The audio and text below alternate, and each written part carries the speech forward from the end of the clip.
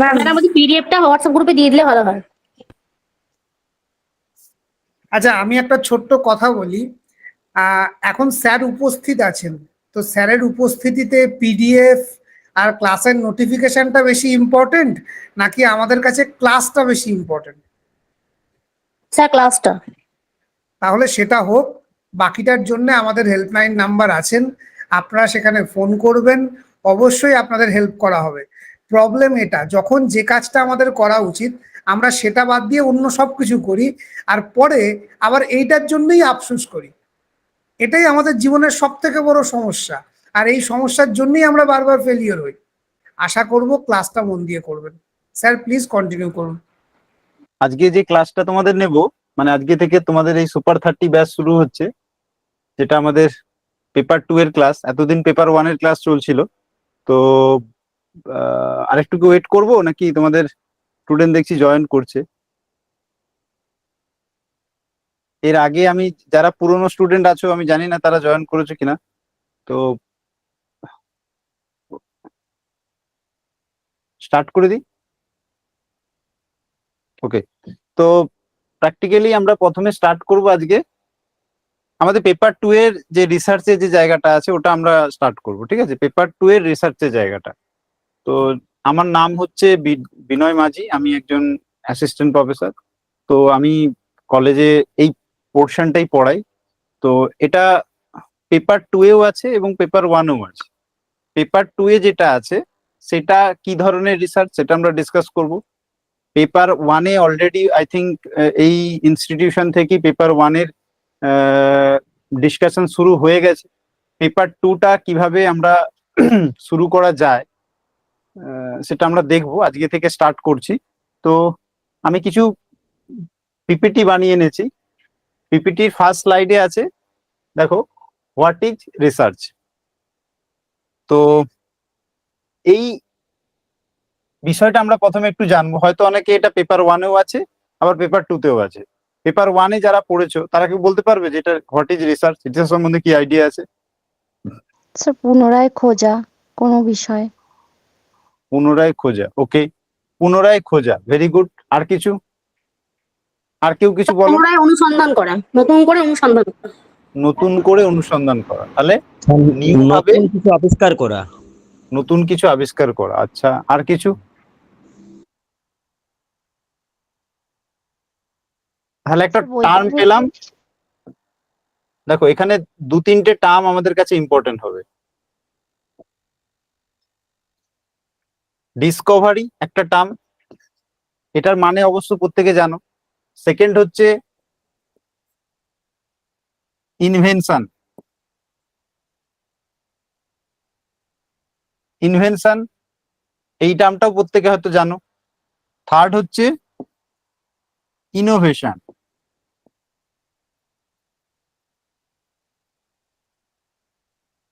তিনটে টার্ম বোঝা গেছে। কি কি কি লিখেছি আমি? ডিসকভারি, ইনভেনশন আর হচ্ছে ইনোভেশন। এই তিনটে টার্মের মধ্যে পার্থক্য কি আছে? রিসার্চ পড়তে গেলে এই তিনটে টার্মকে ভালো করে জানতে হবে। রিসার্চ যখনই আমরা স্টার্ট করব, সে যে কোনো ফিল্ডের রিসার্চ হোক, এডুকেশন হোক, পেপার 1 এর রিসার্চ হোক, বা যদি পিএইচডি পার্সপেক্টিভের রিসার্চ হয়, আমাদেরকে এই তিনটে টার্ম ভালো করে জানতে হবে। এই তিনটে টার্ম সম্বন্ধে কার কি আইডিয়া আছে একটু বলো। এই তিনটে টার্ম সম্বন্ধে যার যা আইডিয়া আছে ডিসকাস করো।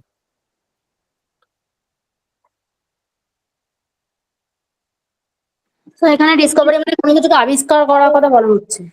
আবিষ্কার, আচ্ছা, আবিষ্কার কথা বলা হচ্ছে। আর কি? ডিসকভার মানে খোঁজা, খোঁজা যেটা ছিল কিন্তু আবার খোঁজ করা হলো। খোঁজ, আচ্ছা।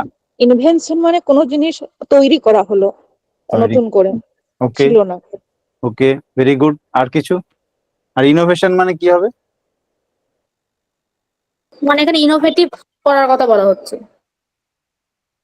আর মডিফাই করা। আচ্ছা, মডিফাই করা, ওকে, ঠিক আছে। তাহলে আমরা তিনটে জিনিস পেলাম। একটা হচ্ছে খোঁজ, সেকেন্ড ওয়ান হচ্ছে তৈরি করা, আর একটা হচ্ছে ইনোভেশন মানে হচ্ছে মডিফাই করা। ওকে, তো তিনটে টার্ম প্রত্যেকের কাছে ক্লিয়ার।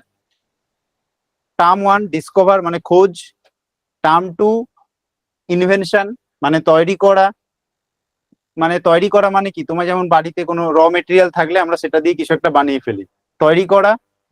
থার্ড হচ্ছে ইনোভেশন। ইনোভেশন মানে তৈরি জিনিসকে রিমডিফাই করা, মানে আপনি আবার সেই তৈরি জিনিসটাকে ভালো করে নতুন একটা রূপ দেওয়া, স্ট্রাকচার দেওয়া।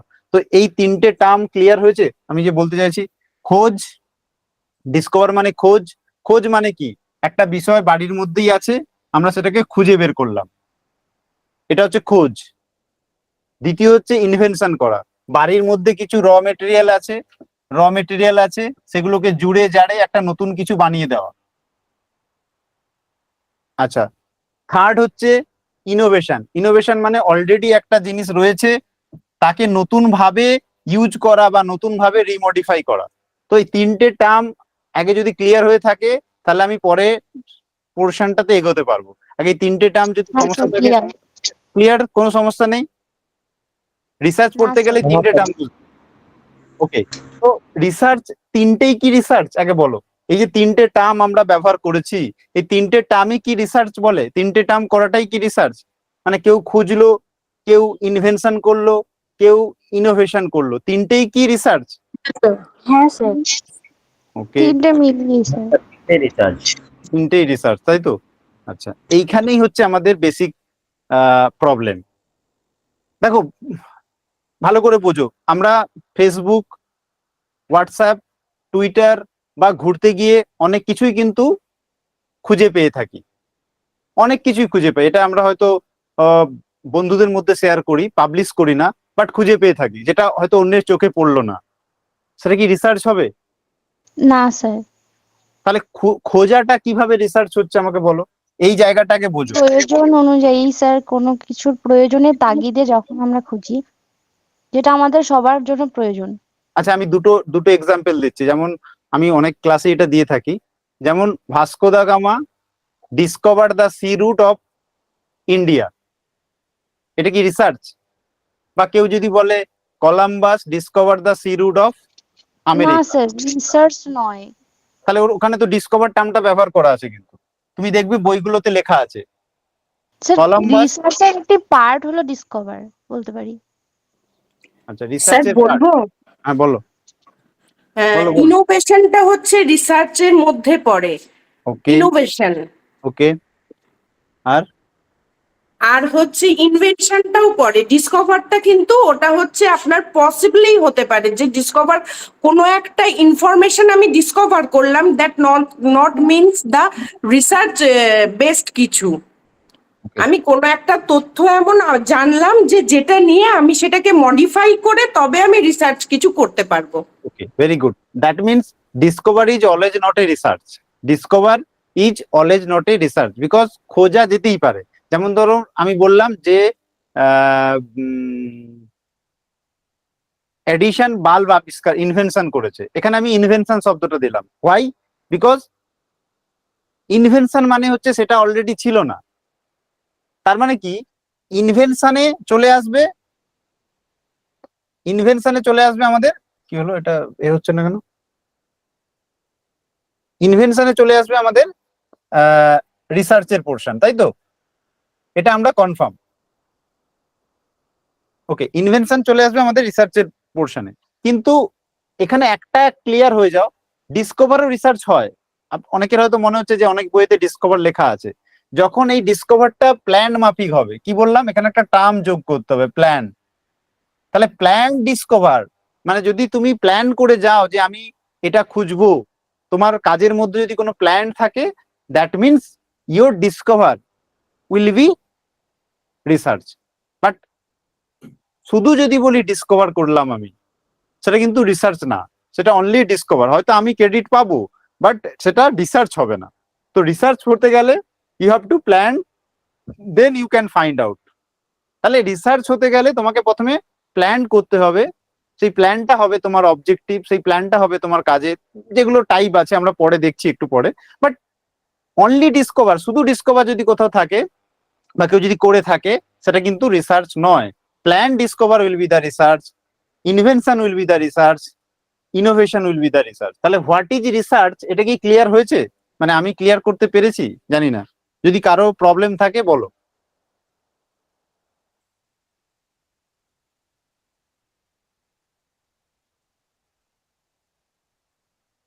হ্যালো, শোনা যাচ্ছে আমার কথা? হ্যাঁ স্যার, ক্লিয়ার। আবারও বলছি, 3টে টার্ম আমরা ইন্ট্রোডিউস করলাম আজকের ক্লাসের শুরুতেই। প্রথমে লিখেছিলাম পিপিটিতে হোয়াট ইজ রিসার্চ।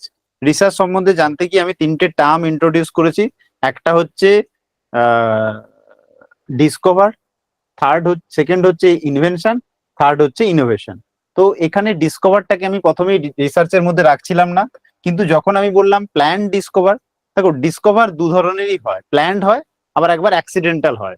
অ্যাক্সিডেন্টালটা আমরা যেটা করে থাকি, মোবাইল ঘাঁটছি কিছু একটা পেলাম, that will be the accidental discover. আর প্ল্যান ডিসকভারটা কিন্তু আলাদা জিনিস, সেটা আমরা প্ল্যান করি।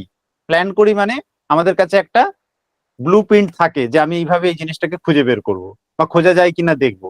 তো সেই প্ল্যান ডিসকভার যখন হবে, that will be the research, but accidental discover it not a research. But invention and innovation দুটোই কিন্তু রিসার্চ। ইনোভেশনটা যদি এক্সাম্পল চাওয়া হয়, যেমন আমরা আগে যে মানে এডিশন বাল্ব আবিষ্কার করেছে ঠিকই, কিন্তু আগেকার দিনে যে বাল্ব গুলো হতো সেগুলো লালচে কালারের বাল্ব বাড়িতে আমরা দেখেছি, কিন্তু এখন সব জায়গায় এলইডি বাল্ব চলে। তো এলইডি বাল্ব হচ্ছে ইনোভেশন, মানে বাল্ব ছিল তাকে আরো ভালো করে মডিফাই করে তার মধ্যে আরো নতুনত্ব দিয়ে আমরা একটা নিউ ফরমেশন দিলাম এলইডি বাল্ব।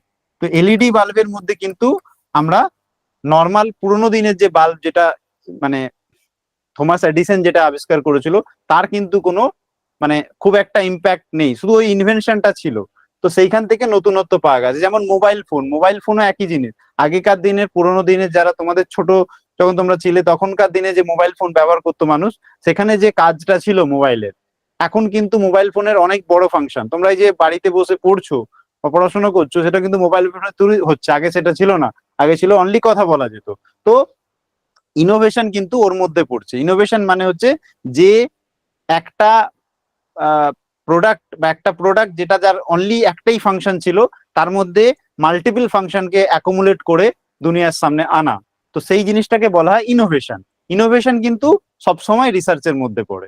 তো আমাদের হোয়াট ইজ রিসার্চ ক্লিয়ার হয়েছে কিনা একবারে? হ্যাঁ হয়েছে? Sir, clear. কারো সমস্যা আছে? আমি তাহলে এটা ইরেজ করব। কারো সমস্যা যদি না থাকে আমি এটা ইরেজ করে দেবো। হ্যাঁ স্যার। হ্যাঁ স্যার। ওকে, কারো কোশ্চিন থাকলে করো।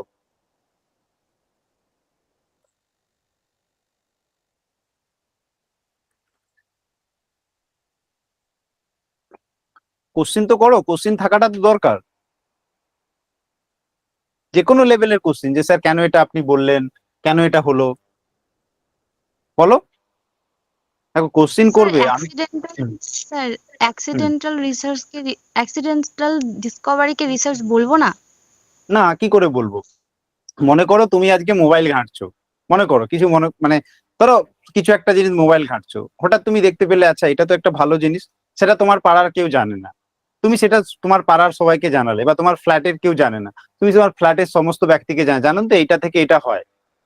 তো সেটা তো হয়তো তোমার সোসাইটিকে তুমি নোন করালে বিষয়টা সম্বন্ধে, বাট সেটা তো রিসার্চ নয়। তুমি পেয়েছো অ্যাক্সিডেন্টালি মোবাইলে, সেটাকে তুমি শেয়ার করেছো, তোমার ক্রেডিট দেবে, অবশ্যই তোমাকে ক্রেডিট দেয়া হবে, কিন্তু সেই ক্রেডিটটাতে কিন্তু তোমার ভূমিকা কিন্তু এরকমই যে তুমি সেটা খুঁজে বের করেছো প্রথমে, সবার প্রথমে। এবার তুমি বলবে স্যার ইসরো তো অনেক গ্যালাক্সি আবিষ্কার করে থাকে, ব্ল্যাক হোল আবিষ্কার করে খুঁজেই থাকে, সেটা তো ইউনিভার্সেই আছে, তাহলে সেটাকে কেন আমরা রিসার্চ বলি? ইসরো এটা করে প্ল্যান মাফিক। ইসরো খোঁজার জন্য প্রথমে একটা প্ল্যান তৈরি করে যে আমি এটা খুঁজবো, বাট তুমি কিন্তু সেটা করোনি। তুমি করেছো মোবাইলে অন্য কিছু ভাবছিলে, অন্য কিছু সার্চ করছিলে বা টাইম পাস করছিলে, তখন তুমি সেটা পেয়েছো। ওই জন্য অ্যাক্সিডেন্টাল বলছি আমি, প্ল্যান্ড বলছি না। কিন্তু প্ল্যান মানে ইসরোর কাজগুলোকে তোমরা দেখতে পারো, ইসরো অনেক কিছুই খোঁজে ইউনিভার্সে। তো ইউনিভার্সে এটা অলরেডি এক্সিস্ট করছে, সে শুধু খুঁজেছে। তো সেটাকে আমরা রিসার্চ বলছি এই কারণে, বিকজ সেটা প্ল্যান্ড। সে সরকারের কাছে একটা ব্লু প্রিন্ট জমা দিয়েছে যে আমরা নেক্সট প্রজেক্টে এটা খুঁজতে চলেছি। তো সেটা প্ল্যান্ড, সেটা সায়েন্টিফিক তারিখের সাথে একটা প্ল্যান মাফিক করেছে। বাট তুমি তো সেটা করছো না। তুমি কি করছো? তুমি ভাবছো যে আচ্ছা ঠিক আছে আমার এই সময় একটু সময় আছে, আমি একটু মোবাইলটা দেখি, ফেসবুক করি, টুইটার করি, বা মনে হলো যে আমি কোনো একটা আর্টিকেল পড়ি, এরকম কিছু একটা পড়তে গিয়ে তুমি একটা নতুন কিছু খুঁজে পেলে, তো সেটা কি করে রিসার্চ হবে বলো? হ্যাঁ স্যার, বুঝতে পেরেছি।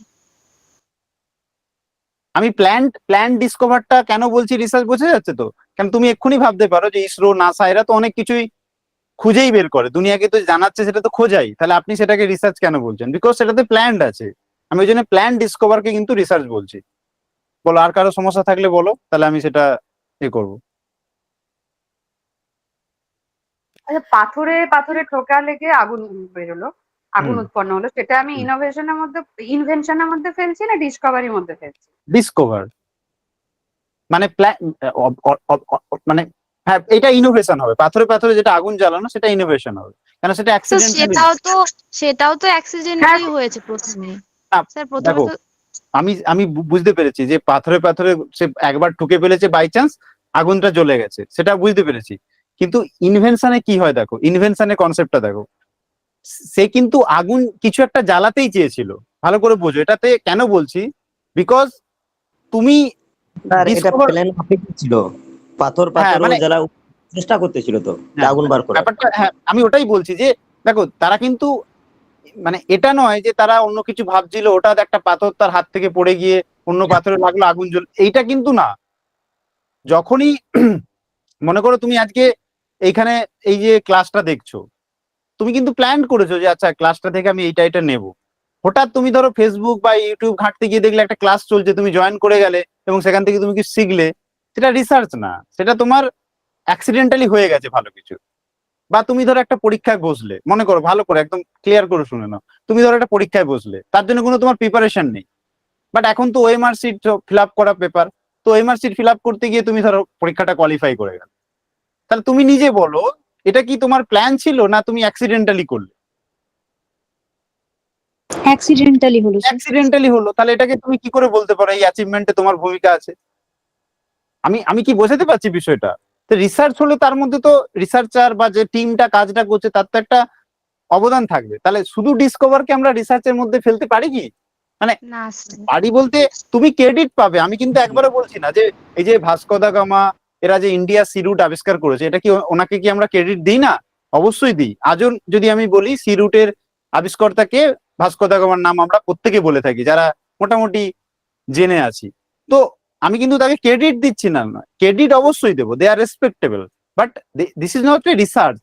আমরা পড়ছি কি, হোয়াট ইজ রিসার্চ, মানে কোনটা রিসার্চ হবে, আমাদের উদ্দেশ্য কি, রিসার্চটা কি, এটা জানার। তো রিসার্চটাকে জানতে চাইছি আমরা, কিন্তু এটা ভেবো না যে যে রিসার্চ করেনি, যে অ্যাক্সিডেন্টালি কিছু খুঁজে পেয়েছে তার কোনো ক্রেডিট নেই, যে রিসার্চ করছে তারই ক্রেডিট। এটা আমাদের আলোচ্য বিষয় নয়। ক্রেডিট সবাইকে দেওয়া হবে, যে যখনই নতুনত্ব কিছু, তুমি যদি তোমার পাশের বাড়ির লোককে যদি কোনো নতুনত্ব কিছু বোঝাও এবং তাতে যদি সে উপকৃত হয়, সেই মানুষটা তোমাকে সারা জীবন মনে রাখবে। ধরো আজকে রিসার্চের ক্লাসে তোমরা যদি 1%ও বুঝে থাকো, তাহলে তোমরা হয়তো আমাকে সারা জীবন মনে রাখবে যে আচ্ছা স্যারের কাছ থেকে আমরা এটা শিখেছি। বা এরকম হতে পারে যে কোনো আলোচনা থেকে আমরা এটা বুঝতে পেরেছি। মানে আমার বক্তব্য এটা নয়, দেখো আমরা এই যে ক্লাসটা করছি, সুপার 30 ব্যাচ বলো যাই বলো, আমাদের কিন্তু টার্গেট এটাই যে আলোচনার মাধ্যমে জিনিসটাকে বোঝা। তো আমি ভুল হতেই পারি, আমি এরকম নয় যে আমি সব জানি, ভুল হতেই পারি। আমার যেটা জানা আমি সেটা আপনাদেরকে জানাচ্ছি, আপনাদের ফিডব্যাক আমাকে দেবেন, তাতে কি হবে, ক্লাসটা ভালো হবে। ওই জন্য আমি ফিডব্যাক নিচ্ছি, আপনাদের কাছ থেকে জানতে চাইছি বিষয়টা। আর আমি ক্লাস করালে, আমার পুরোনো ক্লাস যদি আপনারা দেখেন ইউটিউবে আছে, আমি এভাবেই ক্লাস করি, তাতে আমার ভিউজ হোক বা নাই হোক সেটা আমি অত ম্যাটার করি না। ওকে, নেক্সট বলো, তাহলে নেক্সট আমি যাই নাকি? হ্যাঁ স্যার। তার মানে আগুন আবিষ্কারটা স্যার রিসার্চের মধ্যে পড়ছে। হ্যাঁ হ্যাঁ হ্যাঁ, প্ল্যান ডিসকভার রিসার্চের মধ্যে পড়ছে, ইনভেনশন রিসার্চের মধ্যে পড়ছে, ইনোভেশনও রিসার্চের মধ্যে পড়ছে। তাহলে ওকে স্যার। আমরা যারা যারা রিসার্চ নিয়ে একটু আধটু জানতে চাইছি বা জানার চেষ্টা করছি, সেটার কিন্তু মেইন অবজেক্টিভ এটাই যে আমরা এই তিনটে টার্মকে প্রথমে শিখলাম, যে যে শেখার মাধ্যমে আমাদের কাছে বেসিক ইনফরমেশন। আচ্ছা, যে হাত তুলেছেন মানে হাতের সিম্বল দেখাচ্ছেন, ভাই তুমি না জিজ্ঞাসা করে ফেলো, বুঝলে? হাত তুললে আমি বারবার তো দেখতে পারবো না, তুমি তোমার প্রশ্নটা করে ফেলো। আচ্ছা, হ্যাঁ স্যার, বলছিলাম যে এই যে নিউটনের মাথাতে সেই আপেল পড়লো, ওটা আমার কিসের মধ্যে ধরছি? তারপর যে এইটা বাবা দেখো, আমি কিন্তু পুরো পুরো হোল ফ্রেমে একটা কথা বলতে চাই। এই যে বইগুলোতে লেখা থাকে নিউটনের মাথায় আপেল পড়লো, নিউটন গ্র্যাভিটেশনাল ফোর্স দিল, এটা কিন্তু এইভাবে হয় না। নিউটন কিন্তু ওই একটা আপেল পড়া থেকে কিন্তু এই ফর্মুলা দেয়নি, এটা ভুল ধারণা। আমি সায়েন্সের লোক, আমার এমএসসি ইন ম্যাথমেটিক্স আছে, এমএসসি ইন স্ট্যাটিস্টিক্স আছে, এমএ ইন এডুকেশন, এমএড সবই আছে। আমরা কিন্তু আমি সায়েন্স পড়েই এসেছি এখানে। তো আমাদের যেটা শেখানো হয় সেটা কিন্তু এটা নয় যে ওই নিউটন, এটা গল্পের মাধ্যমে বলা আছে, কিন্তু অ্যাকচুয়াল নিউটন এটা নিয়ে প্ল্যান মাফিক অনেক কিছু করেছে যাতে মানুষের কাছে বুঝতে সুবিধা হয়, জিনিসটাকে অ্যাট্রাকটিভ করা হয়।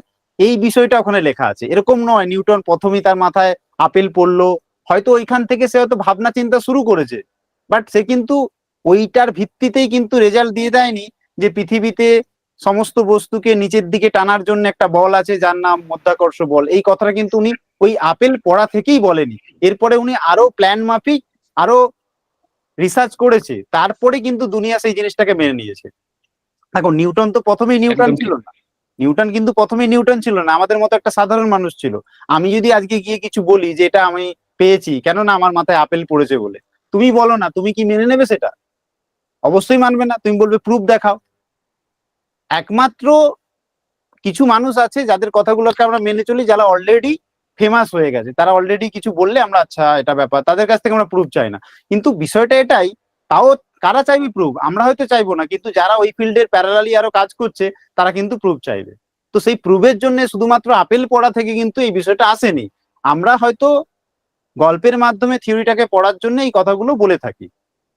তুমি যদি আরো নিউটন নিয়ে পড়াশোনা করো, নিউটনের বেসিক ইনফরমেশন যদি পাওয়ার চেষ্টা করো, তুমি বিভিন্ন জায়গায় সার্চ করে, ভালো ভালো জায়গায়, মানে এরকম নয় যে কোথাও কোনো মজার ছলে কিছু লেখা আছে, সেগুলো নয়, একটু ফরেন রাইটারের বই টই যদি গুলো পড়ো, তাতে দেখবে পরিষ্কার লেখা আছে কি থেকে নিউটন মানে লটা বা মধ্যাকর্ষণ শক্তিগুলো এসছে, নিউটনের যে ল গুলো এসছে সেগুলো কিভাবে এসছে। এই যেমন ধরো না, নিউটন কি বলে গেছে যে থার্ড ল, যেটা আমরা জানি প্রত্যেক ক্রিয়ারই সমান এবং বিপরীত প্রতিক্রিয়া আছে। তো এই কথাটা দেখবে বাস্তবে মেলে না। বাস্তবে কেন মেলে না? কারণ আমি যদি আমার বন্ধুকে মারি, আমার হাতে যতটা লাগে বন্ধুর গায়ে তো অনেক বেশি লাগে। তাহলে এই বিষয়টাকে ব্যাখ্যা করবে কিভাবে? ফিজিক্সের লোকরা ব্যাখ্যা করে এইভাবে। তুমি যদি ভালো সেমিনারে যাও দেখবে তারা এটাই বলে যে এখানেও কিন্তু নিউটন থার্ড ল আছে, কিন্তু আমাদের বোঝার ভুল হচ্ছে। কিভাবে? না, নিউটন থার্ড ল আছে শক্তির দিক থেকে, এনার্জির দিক থেকে। মানে কিরকম? যে আজকে যদি তুমি তোমার বন্ধুকে যে শক্তি দিয়ে মারলে, মারার পরে তিনটে জিনিস হয়। এক হচ্ছে একটা শব্দ তৈরি হয়, দ্বিতীয় হয় তোমার হাতটা কিছুটা গরম হয়, আর তৃতীয় হয় তোমার হাতে কিছুটা লাগে। এই যে তিনটে শক্তি, শব্দ, হিট মানে গরম হওয়া এবং হাতে লাগা, এই তিনটেকে যদি যোগ করো তাহলে তুমি যে শক্তি প্রয়োগ করে তোমার বন্ধুকে মেরেছিলে তার সঙ্গে সমান হবে। কিন্তু আমরা শুধু আমাদের হাতের প্রতিক্রিয়াটাকে নিয়েই মাপার চেষ্টা করি যে বন্ধুকে তো যত জোরে মারলাম আমার হাতে তো তত জোরে লাগলো না। এখানে আমরা তখন বলি না, নিউটন থার্ড ল কাজ করছে না। ব্যাপারটা সেটা নয়। নিউটন কিন্তু এরকম ভাবে বলে গেছে, শক্তি, যে এনার্জি দিয়ে আমি বন্ধুকে মারছি সেই এনার্জি আমি ফেরত পাবো, সেটা কোন ফর্মে পাবো সেটা ইম্পর্টেন্ট নয়। সেটা সাউন্ড হতে পারে, সেটা হিট হতে পারে, সেটা রিয়াকশন হতে পারে, যেমন হাতে যতটা লাগছে। তো এইভাবে ফিজিক্সকে পড়তে হয়। ফিজিক্স যদি তোমার ভালো লাগে বা ফিজিক্সের কোনো ল যদি তোমার পড়তে চাও, তো এইভাবে পড়তে হবে, তাহলে তুমি ফিজিক্সটাকে বাস্তবের সঙ্গে রিলেট করতে পারবে। না হলে কি হবে? না হলে এই মানে ওই মানে আমরা এই ডিসকভার এর কথাটা যেটা বললাম, অনেকেই ডিসকভারকে রিসার্চ বলে থাকে, তো এই বিষয়টা গুলিয়ে যাবে আমার যেটা মনে হয়। তাকে বোঝাতে পারলাম কিনা জানি না, যার অ্যান্সার ছিল। হ্যাঁ হ্যাঁ স্যার। হ্যাঁ স্যার বুঝেছি। ওকে, ঠিক আছে, আমি যাই এবার পরের টপিকে যাই। হ্যাঁ বলছি, একটা কথা হ্যাঁ, বলছি স্যার, বলছি রিসার্চের পুরো নামটা কি, মানে অক্ষরটা? কোনটা রিসার্চের পুরো নাম মানে? মানে স্যার আর প্রতিটা ওয়ার্ডের আর কি নাম জানতে চাই। এগুলো বিভিন্ন বইতে লেখা থাকে, আমার এক্স্যাক্টলি এই আর এর ফুল ফর্ম কি, মানে এখানে দেখো আমি দুটো জিনিস বলতে পারি। আর এটা একটা সাফিক্স, আর সার্চ হচ্ছে একটা আলাদা টার্ম। মানে সার্চ মানে আমরা যদি দেখি এইভাবে লিখতে পারি, সার্চ, মানে অ্যাগেইন। এগেইন। গেইন, আর সার্চ মানে খোঁজা। মানে দেখবে ডেফিনেশন এইভাবে আসে, পুনরায় খোঁজা। এই জন্যই দেখবে তোমরা শুরুতে হয়তো অনেকে ডেফিনেশন বলছিলে, পুনরায় খোঁজা।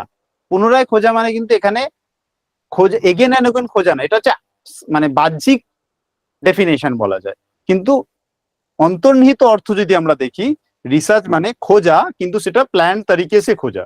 You have to plan, then you can search, then it will be the research. মানে আমি যদি কোনো বিষয়কে খুঁজতে চাই, তাহলে আমাকে প্রথমে প্ল্যান করতে হবে এবং একটা ব্লু প্রিন্ট বানাতে হবে, তারপরে আমি জিনিসটাকে খুঁজবো, এবং সেই খোঁজার মাধ্যমে আমরা কি বলছেন আচ্ছা, কি শোনা যাচ্ছে না? আমার কথা কি শোনা যাচ্ছে না? হ্যাঁ স্যার, শোনা যাচ্ছে। আচ্ছা, যদি শোনা না যায় বলবেন। তো এইটা বিষয়টা দাঁড়ায়। তো এইটার একটা মানে আছে, রিসার্চ। রি মানে এগেন, প্লাস সার্চ। সার্চ মানে হচ্ছে খোঁজা। এইভাবে আপনি মানে করতে পারেন। এবার অনেকে এরকম আর এর ফুল ফর্ম, ই এর ফুল ফর্ম, এস এর ফুল ফর্ম, এগুলো হয় না। এগুলো অ্যাকচুয়াল ওই কি বলবো, এগুলো মানে এগুলোর সঙ্গে আমি যে বোঝাচ্ছি তার কোনো মিল খুঁজে পাবেন না। হয়তো থাকতে পারে, বিভিন্ন অনলাইন প্ল্যাটফর্মে আপনি পেতে পারেন, বাট সেগুলো আমার মনে হয় না যে এখানে কাজে লাগবে বলে। আর কিছু প্রশ্ন আছে? স্যার বলছি যে বলুন। আপনি আরেকবার যদি ইনভেনশনের জায়গাটা একটু বলেন খুব ভালো হয়। ইনভেনশন মানে হচ্ছে যখন আমাদের কাছে কিছু র মেটেরিয়াল আছে। র মেটেরিয়াল আছে, মনে করুন বাড়িতে, মনে করুন আপনার বাড়িতে আপনার ফ্যামিলি মেম্বাররা চিকেন খেতে চাইছে। তো চিকেন আমরা রান্না করতে সবাই জানি, বাট আপনি করলেন কি, চিকেনটাকে একটু, র মেটেরিয়াল আছে, চিকেনটাকে আপনি একটা নতুন কোনো রেসিপি বানিয়ে ফেললেন। মানে আপনি কিন্তু প্ল্যান করে করছেন রেসিপি বানাবেন, বা আপনি ভাবছেন যে বাড়িতে সবাই তো রেগুলার একই চিকেন খায়, তো সেই যে র মেটেরিয়াল থেকে নতুন কিছু বানানো, যেটা অলরেডি ছিল না দুনিয়াতে বা মানুষের কাছে, বা আপনার ফ্যামিলি অলরেডি খায়নি এর আগে, তো সেইটাকে আপনি যখন তৈরি করে তাদের সামনে আনছেন বা খাওয়াচ্ছেন, এবং তারা তখন বলছে বা ভেরি গুড, আমরা আজকে অন্য একটা টেস্ট পেলাম, that will be the invention. Okay plan sir. ছাড়া ইনভেনশনও রিসার্চ হবে না, তাই তো? কি বলুন? না না, প্ল্যান প্ল্যান ছাড়া ছাড়া তো ইনভেনশন হবেই না।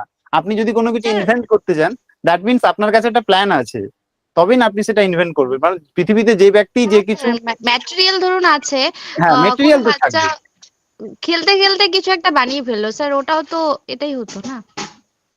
না, স্যার মানে হ্যাঁ বলুন। রিসার্চ মানেই সেটা প্ল্যান মাফিকই হবে, অন্য হ্যাঁ, কিছুই রিসার্চ, হবে না। একদম রিসার্চ মানে আপনি ভাবতে পারেন তাতে যদি কোনো রকম, ওই জন্য দেখবেন রিসার্চের ক্যারেক্টারিস্টিক্স আপনি দেখবেন, রিসার্চ যেখানে টাইপ মানে প্ল্যান ছাড়া কোনোদিনই হবে না। কোনোদিনই হতে পারে না। মানে এটা আপনি যে কোনো ফিল্ডেই রিসার্চ হোক, মেডিকেল ফিল্ড হোক, এডুকেশন ফিল্ড হোক, যে কোনো ফিল্ডে রিসার্চ হোক, আপনি যদি রিসার্চকে ফিল করতে চান, যদি বলেন যে না আমি ফিল করব রিসার্চটা কি জিনিস, দেখবেন আপনি একটা প্ল্যান নিজে থেকে বানাবেন।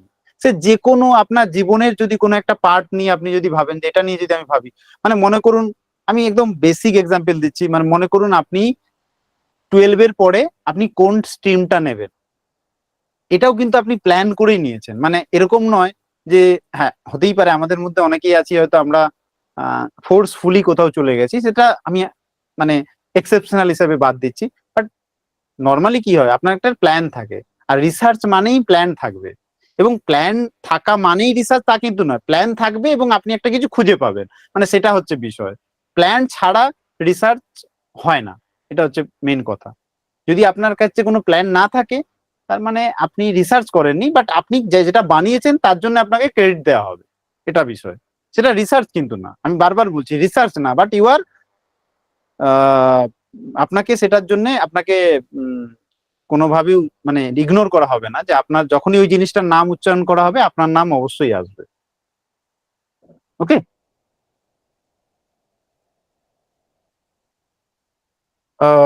এবার দেখুন, রিসার্চ করার জন্য আমাদের যে পদ্ধতিটার দরকার হয়। আচ্ছা, আমি কিন্তু এই ক্লাসে পুরো রিসার্চ তো আপনাদের সঙ্গে ডিসকাস করতে পারবো না। আমাকে যেটা বলা হয়েছে যে রিসার্চের একটা বেসিক আইডিয়া, ওভারঅল আইডিয়া আপনাদের সঙ্গে শেয়ার করতে, তো সেটাই আমি করতে যাচ্ছি। যে রিসার্চের কি জিনিসটা পেলাম, কিন্তু আমাদের সিলেবাসে কি আছে বলুন তো? আমাদের সিলেবাসে, আমাদের যেটা এডুকেশনের সিলেবাসে আছে, একাডেমিক রিসার্চ বা এডুকেশনাল রিসার্চ। তো মানে আমরা কি করব, আমরা রিসার্চটাকে একটু ডিফারেন্ট ওয়েতে পড়বো। মানে আমরা যেটা পড়বো সেটা হচ্ছে একাডেমিক পার্সপেক্টিভে। মানে আমরা কিন্তু আর ওই মেডিকেল রিসার্চের দিকে ভাববো না, আমরা ইসরো নাসার দিকেও ভাববো না, আমরা এডুকেশন ফিল্ডে যে প্যারামিটারটা আছে তার মধ্যে সীমাবদ্ধ থেকে আমরা রিসার্চটাকে এগিয়ে নিয়ে যাব। তাহলে আমাদের উদ্দেশ্য কিন্তু এডুকেশনাল রিসার্চটাকে ফোকাস করা।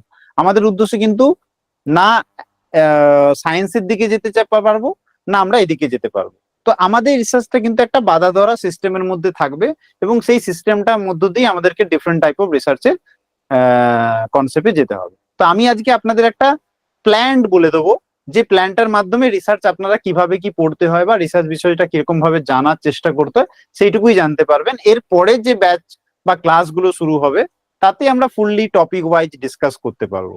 বুঝে গেছে? মানে আজকের ক্লাসটা কিন্তু আপনাদের কাছে একটা ওভারঅল একটা ব্রড কনসেপ্ট আপনাদের কাছে আমি তুলে ধরতে চাইছি।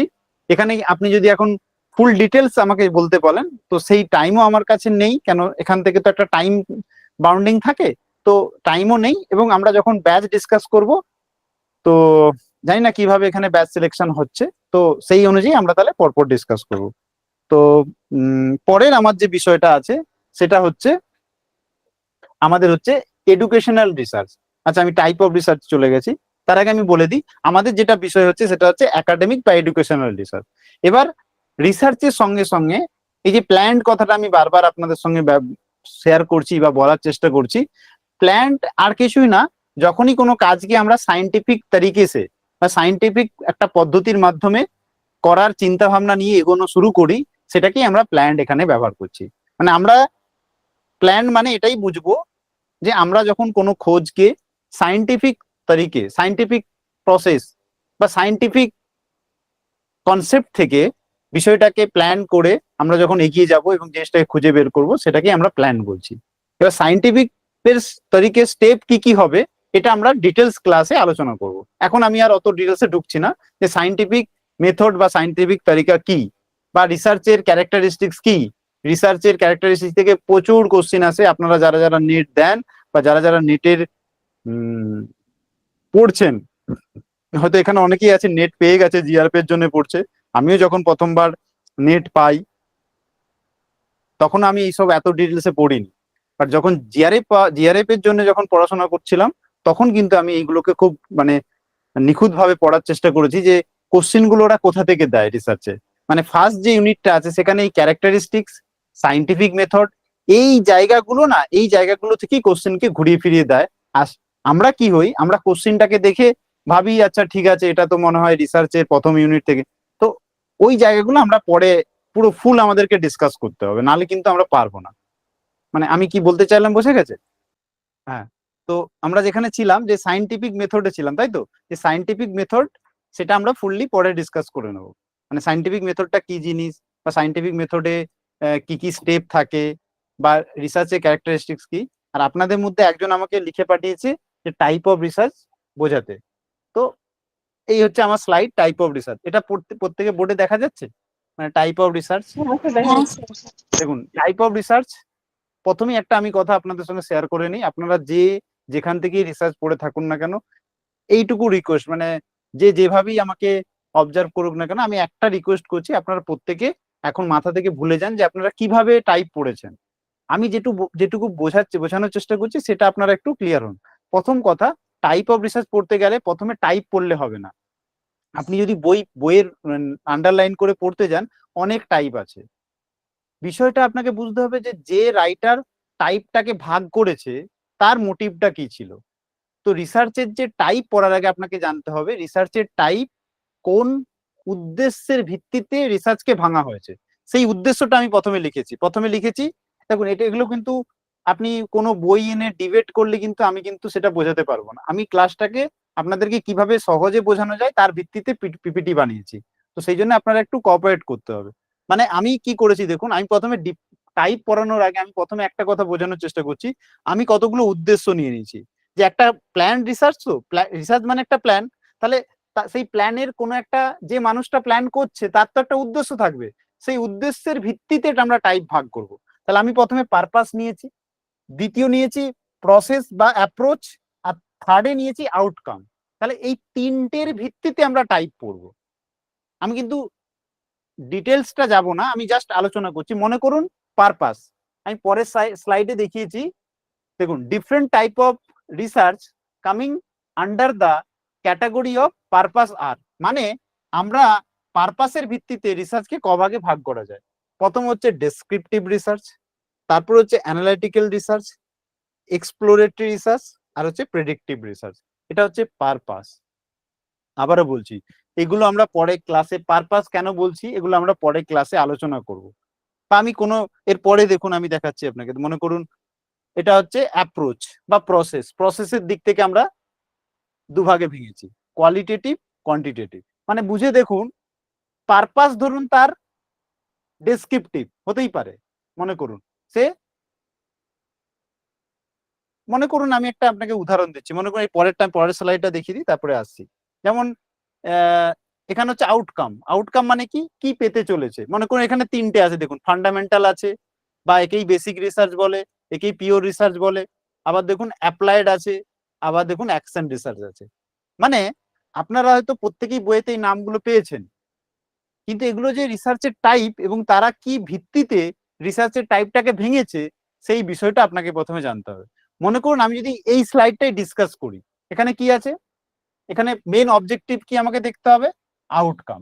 আমি জাস্ট এইটুকু আপনাকে বলছি, আউটকামের ভিত্তিতে আমি কিভাবে তিনটে টাইপ ভেঙেছি এটা আপনাকে বোঝানোর চেষ্টা করছি। আপনি আমাকে বলুন আউটকাম মানে কি, আপনারা বলুন। মানে ফল স্যার, আউটকাম রেজাল্ট। মানে যেটা শেষে পাওয়া যায়, রেজাল্ট। একদম ভেরি গুড, একদম যেটা শেষে পাওয়া যায় মানে রেজাল্ট।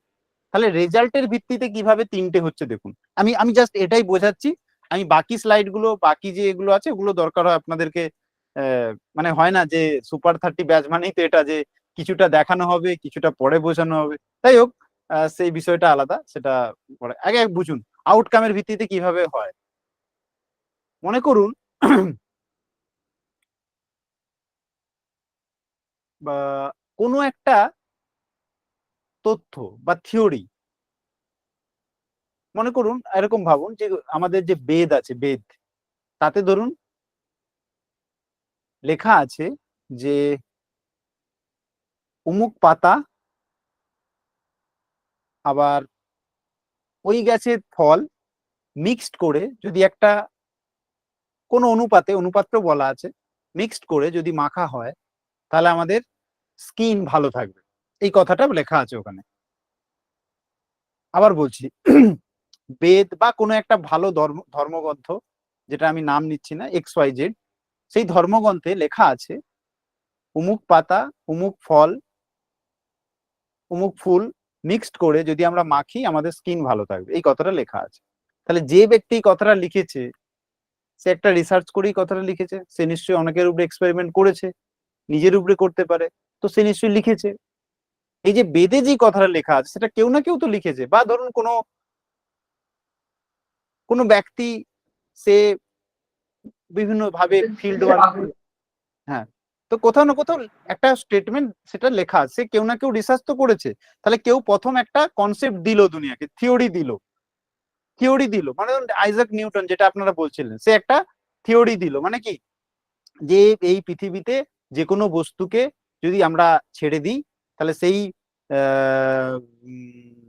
বিষয়টা, মানে সেই যে কি বলে, বারবার এটা হয়ে যাচ্ছে, সেই যে অবজেক্টটা যখন নিচে আসবে সেই সেই শক্তিটার নামই হচ্ছে মধ্যাকর্ষ বল। তো এই যে কনসেপ্টটা উনি দিয়ে গেলেন, এটা তো উনি আবিষ্কার করেছেন, মানে রিসার্চ করেই তো বের করেছেন, এমনি এমনি তো আর চলে আসে না। যে তার মানে এই যে উনি একটা রেজাল্ট দিলেন দুনিয়াকে, কি করলেন। স্যার হুম, শোনা স্যার যাচ্ছে? এটা কি বলা, হ্যাঁ স্যার বলছি, এটা কি বলা যেতে পারে কোনো একটা রিসার্চ উদ্দেশ্য নিয়ে যে থিওরি বা ফর্মুলা তৈরি করা হয় একদম, সেটাই বেসিক রিসার্চ? সেটাই বেসিক রিসার্চ, কোনো ব্যাপার না। যেখানে নলেজ তৈরি হয়, যেখানে আমরা নলেজকে শুধুমাত্র তৈরি করতে পারি, অ্যানালাইজ করা হয়। হ্যাঁ জানে, মানে হচ্ছে পিওর বা বেসিক রিসার্চে কি হবে, যেখানে শুধুমাত্র নলেজ তৈরি হবে। তাহলে আমি দেখতে পারুন হ্যাঁ স্যার। আউটকাম, আউটকাম কি হচ্ছে, নতুন ভাবে তৈরি হচ্ছে।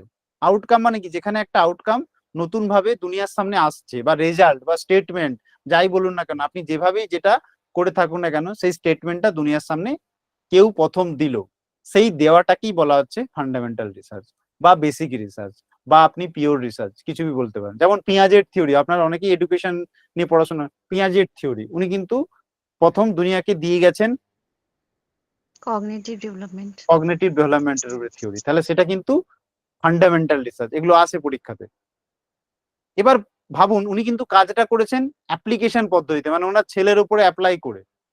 তার মানে কিন্তু এটা অ্যাপ্লাইড রিসার্চ নয়, এখানেই ভুলটা হয়। আপনি হয়তো যখন ক্লাস করেছেন তখন কিন্তু এটা দেখেছেন যে উনি ওনার ছেলের উপরে অ্যাপ্লাই করেছেন, এবং অ্যাপ্লাই করে করে প্রত্যেকটা স্টেপকে অবজারভেশন করে দুনিয়ার সামনে থিওরিটা এনেছেন। তার মানে তো আপনি বলে দিলেন এটা অ্যাপ্লাইড রিসার্চ, তা কিন্তু নয়। কেন নয়? তার কারণ হচ্ছে ওনার যে রেজাল্টটা সেটা কিন্তু একদম নতুন রেজাল্ট, মানে একদম দুনিয়ার সামনে প্রথম উনি ইন্ট্রোডিউস করছেন। That means it is fundamental research, not applied research. এই জন্য আমরা এটাকে অ্যাপ্লাইড রিসার্চ বলবো না, আমরা কি বলবো, এটাকে ফান্ডামেন্টাল রিসার্চ বলবো। বোঝা গেছে ফান্ডামেন্টাল রিসার্চ কেন আমি আউটকামের ভিত্তিতে এটাকে করেছি? হ্যাঁ স্যার। ক্লিয়ার? ওকে। হ্যাঁ স্যার। তো এই হচ্ছে আমাদের অ্যাপ্লাইড হলো। এবার এই ফান্ডামেন্টাল হলো, এবার আমি অ্যাপ্লাইডটা বলছি। মনে করো আমি এক্ষুনি কি বললাম, যে দুটো বা তিনটে ফুল বা ফলের মিশ্রণে একটা ক্রিম তৈরি হচ্ছে, যে ক্রিমটা মাখলে আমাদের মানে স্কিন ভালো থাকছে। তো বিষয়টা হচ্ছে কি, দেখুন আপনারা প্রত্যেকে এখন স্কিন ভালো রাখার জন্য কোনো না কোনো প্রোডাক্ট মাখেন।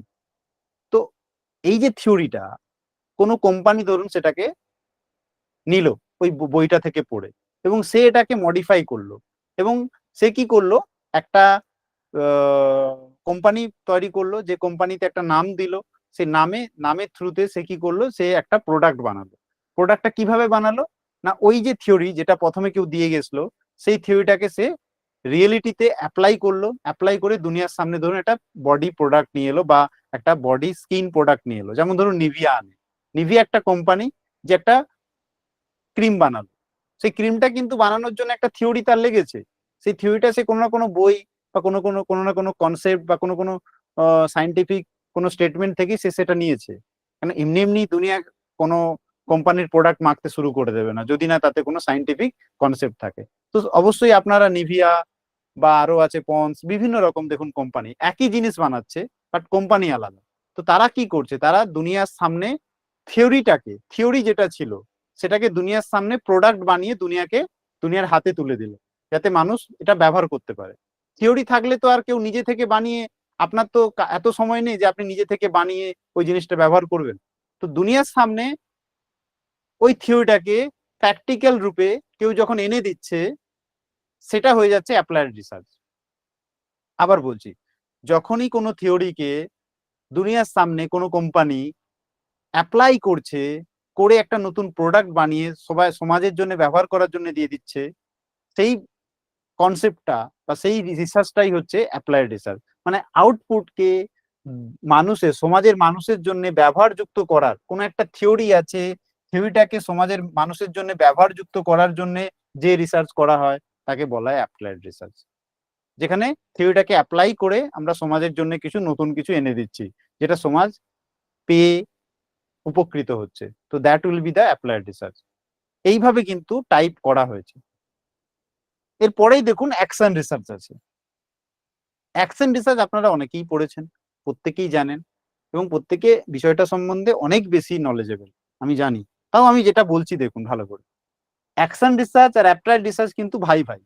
মানে অ্যাপ্লাইড রিসার্চেরই একটা ছোট পার্ট হচ্ছে আমি বলতে পারি অ্যাকশন রিসার্চ। বা তাও আমি আলাদা করে এই কারণে লিখেছি, তার কারণ হচ্ছে যখন আমি অ্যাপ্লাইড রিসার্চ বলি সেখানে তো অ্যাপ্লাই হচ্ছে, অ্যাকশন রিসার্চও অ্যাপ্লাইড রিসার্চেরই একটা পার্ট। কিন্তু এই দুটোর মধ্যে বেসিক পার্থক্য কি, মানে আমরা যদি নেট পেতে চলেছি বা নেট পাওয়ার জন্য পড়ছি, তো আমাদেরকে বেসিক মানে ডিফারেন্সটা আমাদেরকে ভালো করে জানতে হবে। সেই বেসিক ডিফারেন্সটা এটাই যে অ্যাপ্লাইড রিসার্চে কি হচ্ছে, একটা কোম্পানি সমাজের জন্য কোন একটা থিওরিকে অ্যাপ্লাই করছে, অ্যাপ্লাই করে দুনিয়ার সামনে একটা প্রোডাক্ট তুলে দিচ্ছে।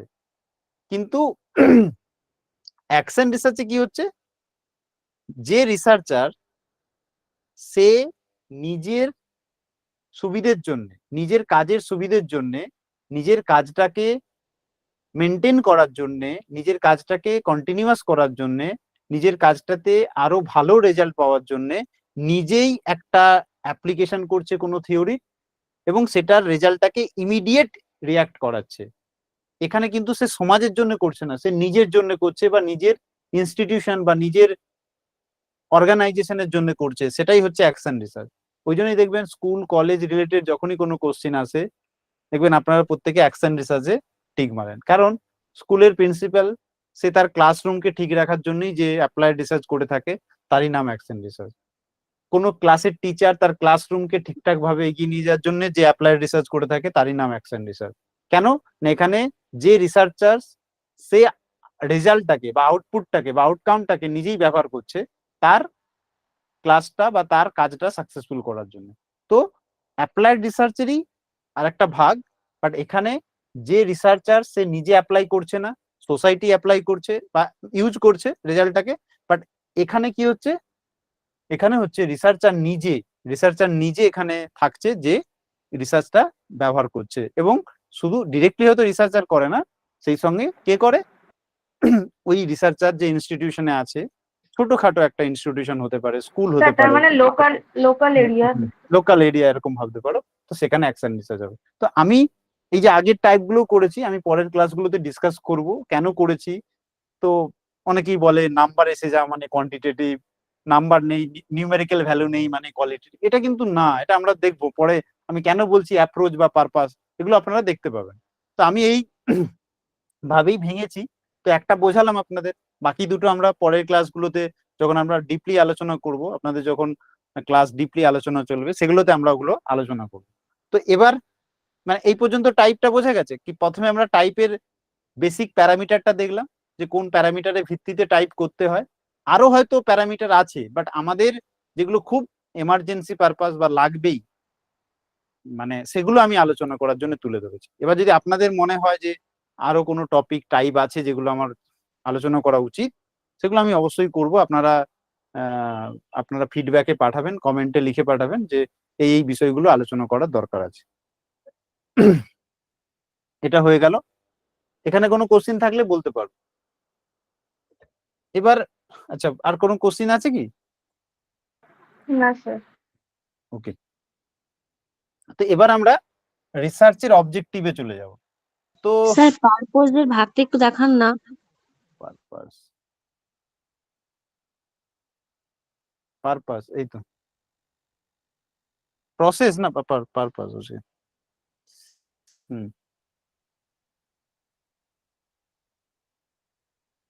হ্যাঁ স্যার হবে। হয়েছে তো। স্যার প্রেডিক্টিভ রিসার্চ মানেটা কি একটু বলবেন? এটা হচ্ছে প্রেডিকশন করা হয়। যেমন ধরো এরকম হয় না যে কোনো কোম্পানি দেখতে চাইছে যে তার ফিউচারে কিরকম গ্রোথ হবে, তার জন্য অনেকে রিসার্চ করে যে এখনকার যে ডাটা অ্যানালাইসিস করে ফিউচারের জন্য কোনো কিছু প্রেডিক্ট করা। মানে ধরুন কোম্পানির গ্রোথ হতে পারে, কোম্পানির প্রোডাকশন রিডাকশন রেট হতে পারে, বা অনেক জায়গায় এরকম হয়। মানে ধরুন আপনিও করে থাকেন, ধরুন মনে করুন আপনি আপনার যে পড়াশোনা করছেন তার ভিত্তিতে আপনার যে আপকামিং এক্সাম গুলো আছে কিরকম কি রেজাল্ট হতে পারে সেটা প্রেডিক্ট করতে পারেন। বা অনেক টিচার বলে দেয়, দেখবেন আচ্ছা তোর এরকম পড়াশোনা করছিস, তাহলে তুই এত পার্সেন্টেজ মার্কস পাবি। যেখানে ফিউচার প্রেডিক্ট করা হবে, যেখানে আমরা কোনো কিছু ভবিষ্যতের জন্য কোনো কিছু প্ল্যান করে যে রিসার্চ করি, বলবো আমি আপনাকে পারপাসের রেসপেক্টে কিভাবে প্রেডিক্ট করা হয়। মানে ফিউচারের জন্য যখন আমরা প্ল্যান করি তখন সেটা হয় প্রেডিক্টিভ রিসার্চ। স্যার একটা প্রশ্ন করি তো? আগের স্লাইডটা একটু দেখান। আগের স্লাইড মানে পরেরটা বলুন, এইটা না এর আগেরটা? হ্যাঁ হ্যাঁ এটা। স্যার প্রেডিক্টিভ রিসার্চের ক্ষেত্রে মানে আমার যে প্রেডিকশন আমি করছি সেটা তো ভুলও হতে পারে, মানে হয়তো ঠিকঠাক হলো না, মানে এটাও তো হতে পারে স্যার। হ্যাঁ, রিসার্চের ভুল কিছু না। রিসার্চে আমরা আমরা রিসার্চে হাইপোথিসিস নিই, আমি পড়াবো দেখবে, হাইপোথিসিস নেব, হাইপোথিসিস অ্যাকসেপ্টেড রিজেক্টেড ব্যাপার হয়, সেটা ভুল নয়। ধরো আমি যে স্যাম্পেলের উপরে কাজ করেছি সেই স্যাম্পেল এটা আমাকে দিয়েছে, যদি তুমি অথেন্টিক বা এথিক্স মেনে কাজ করো, যে আমি উত্তর 24 পরগনা বা পশ্চিম মেদিনীপুরে এই কাজটা করেছি, এই টপিকটা নিয়ে আমার অবজেক্টিভ এটা ছিল, তো আমি এই স্যাম্পেলের উপরে এই রেজাল্ট পেয়েছি। তো বিষয়টা এখানে, তুমি যদি এথিক্স মেনে কাজ করে থাকো, এটা ভুল ঠিকের ব্যাপার নয়। কেউ তোমাকে ক্রস ভেরিফিকেশন করবে না, সেও যদি করে সেখানেও কিন্তু তোমার এটা নয় যে তুমি এটা বলবে, তোমার কাজকে সে ভুল বলবে না, সে বলবে আমি ওই কাজটাকে ক্রিটিসাইজ করলাম, যে যে উনি যে রেজাল্টটা পেয়েছেন সেটা এখানে সবার ক্ষেত্রে অ্যাপ্লিকেবল না, সেটা বলতে পারে। তার মানে এই নয় যে তুমি ভুল, এরকম কোনো কথা হয় না। আচ্ছা আচ্ছা। নেক্সট যাই। ওকে, মানে দেখো রিসার্চের বেসিক কাজ হচ্ছে আমরা প্রথমে একটা অবজেক্টিভ নিই। যেমন আমি বলতে পারি, যেমন ধরুন আপনি বলতে চাইছেন যে দুটো জিনিস, না একটু জলটা খেয়ে নিই। এই স্যার আমাকে একটু এক্সপ্লোরেটরি ব্যাপারটা একটু বুঝিয়ে দেবেন, হ্যাঁ?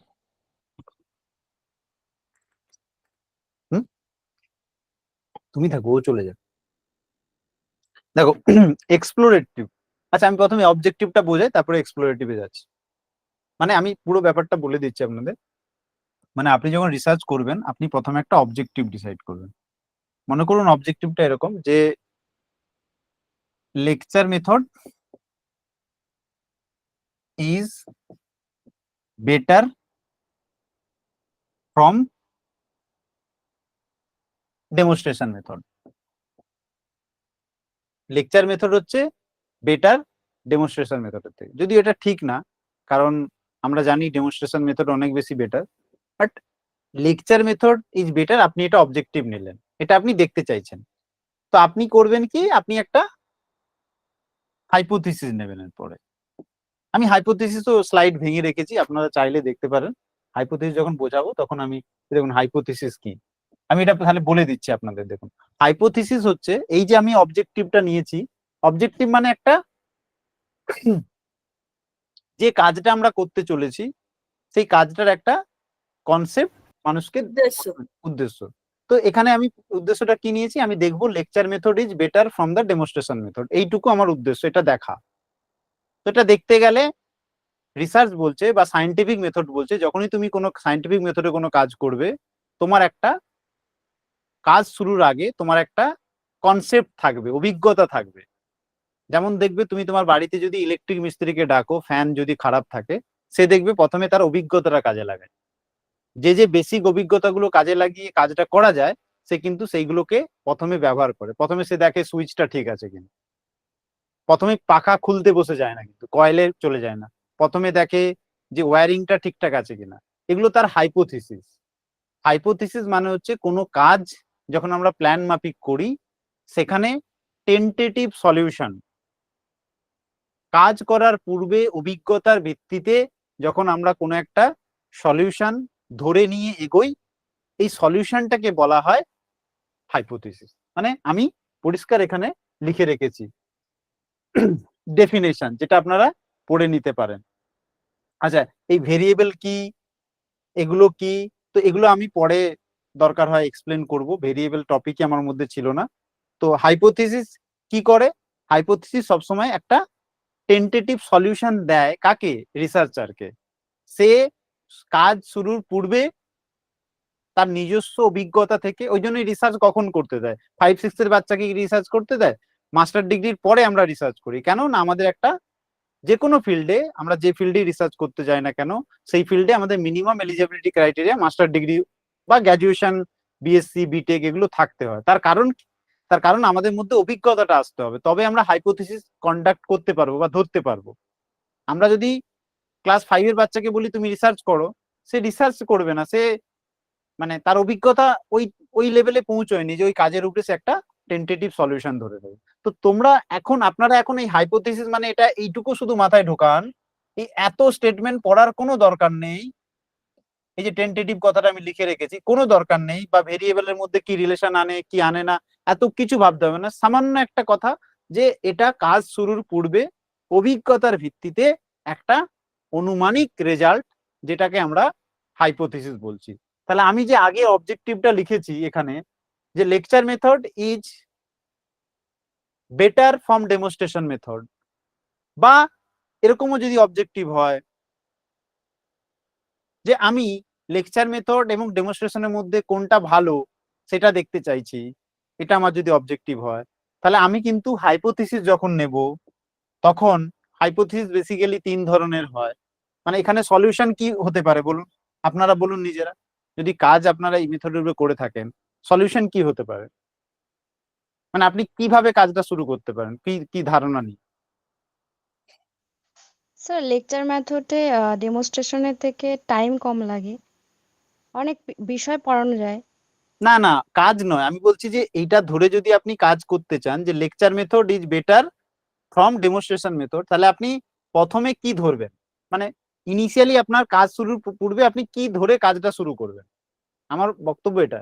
না আপনি তো একটা কোনো ধারণা নিয়ে কাজটা শুরু করবেন, সেটা কি নেবেন?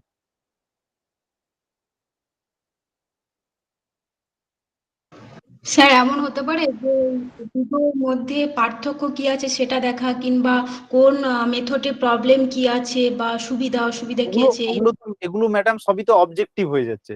আপনি যেটা দেখবেন সেটা অবজেক্টিভ, মানে আপনি যেটা বলছেন দুটো মেথডের মধ্যে সুবিধা অসুবিধা আমি দেখবো, সেটা স্যার objective। লেকচার মেথড আর ডেমনস্ট্রেশন মেথড দুটো নিয়ে যখন আমি কম্প্যারিজন করতে যাব, তাহলে আমার ফার্স্ট যেটা কনসেপ্ট ক্লিয়ার থাকতে হবে, what is lecture method and what is demonstration method, দিয়ে তারপর সেটাকে জানলে তারপরে আমি সেই দুটো নিয়ে কম্প্যারিজন করতে যেতে পারি। ম্যাডাম আপনি জানেন এটা, মানে আমি কেন লিখলাম লেকচার মেথড কি আপনারা জানেন। তাহলে কাজটা দেখুন, আমি বলছি ঠিক আছে, আপনারা অন্যদিকে চলে যাচ্ছেন। আমি যেটা বলছি দেখুন, আপনারা বড়জোর এটা লিখতে পারেন কি, যে কাজ শুরুর পূর্বে যে আমাকে তো দেখতে হবে লেকচার মেথড ইজ বেটার, তা আমি জানি না, আমি দুটোকে সমান ধরে নিচ্ছি, লেকচার মেথড আর ডেমনস্ট্রেশন মেথড দুটোই সমান। কোনো সমস্যা আছে এটা ধরতে পারি। বা আপনি এটা বলতে পারেন যে না, লেকচার মেথড সত্যিই বেটার ডেমনস্ট্রেশন মেথডের থেকে। বা এটা হতে পারে আচ্ছা, এটা বেটার মানে আমি গেটার দ্যান সাইন লিখে রেখেছি, আর কিছু না। Lecture method is not better demonstration method. এই তো তিনটে ধারণা হবে, আর কিছু কি হবে? দুজনেই সমান হতে পারে, বা লেকচার মেথড সত্যিই ভালো হতে পারে, যেটা আমার অবজেক্টিভ সেটাই হতে পারে, যে না সত্যিই লেকচার মেথড ইজ বেটার, বা demonstration method better, lecture method better নয়। তো এছাড়া তো কোনো, মানে আমার মনে হয় না কোনো কনসেপ্ট হতে পারে বলে। মানে আমি যদি সলিউশনের দিকে যাই, যে শেষের রেজাল্ট আমি যেটা পেতে পারি, এই তিনটে ছাড়া কি কিছু পাবো? না স্যার। তাহলে বোঝা গেছে সলিউশনটা, মানে হাইপোথিসিস কি, দে আর উইল বি ইওর হাইপোথিসিস।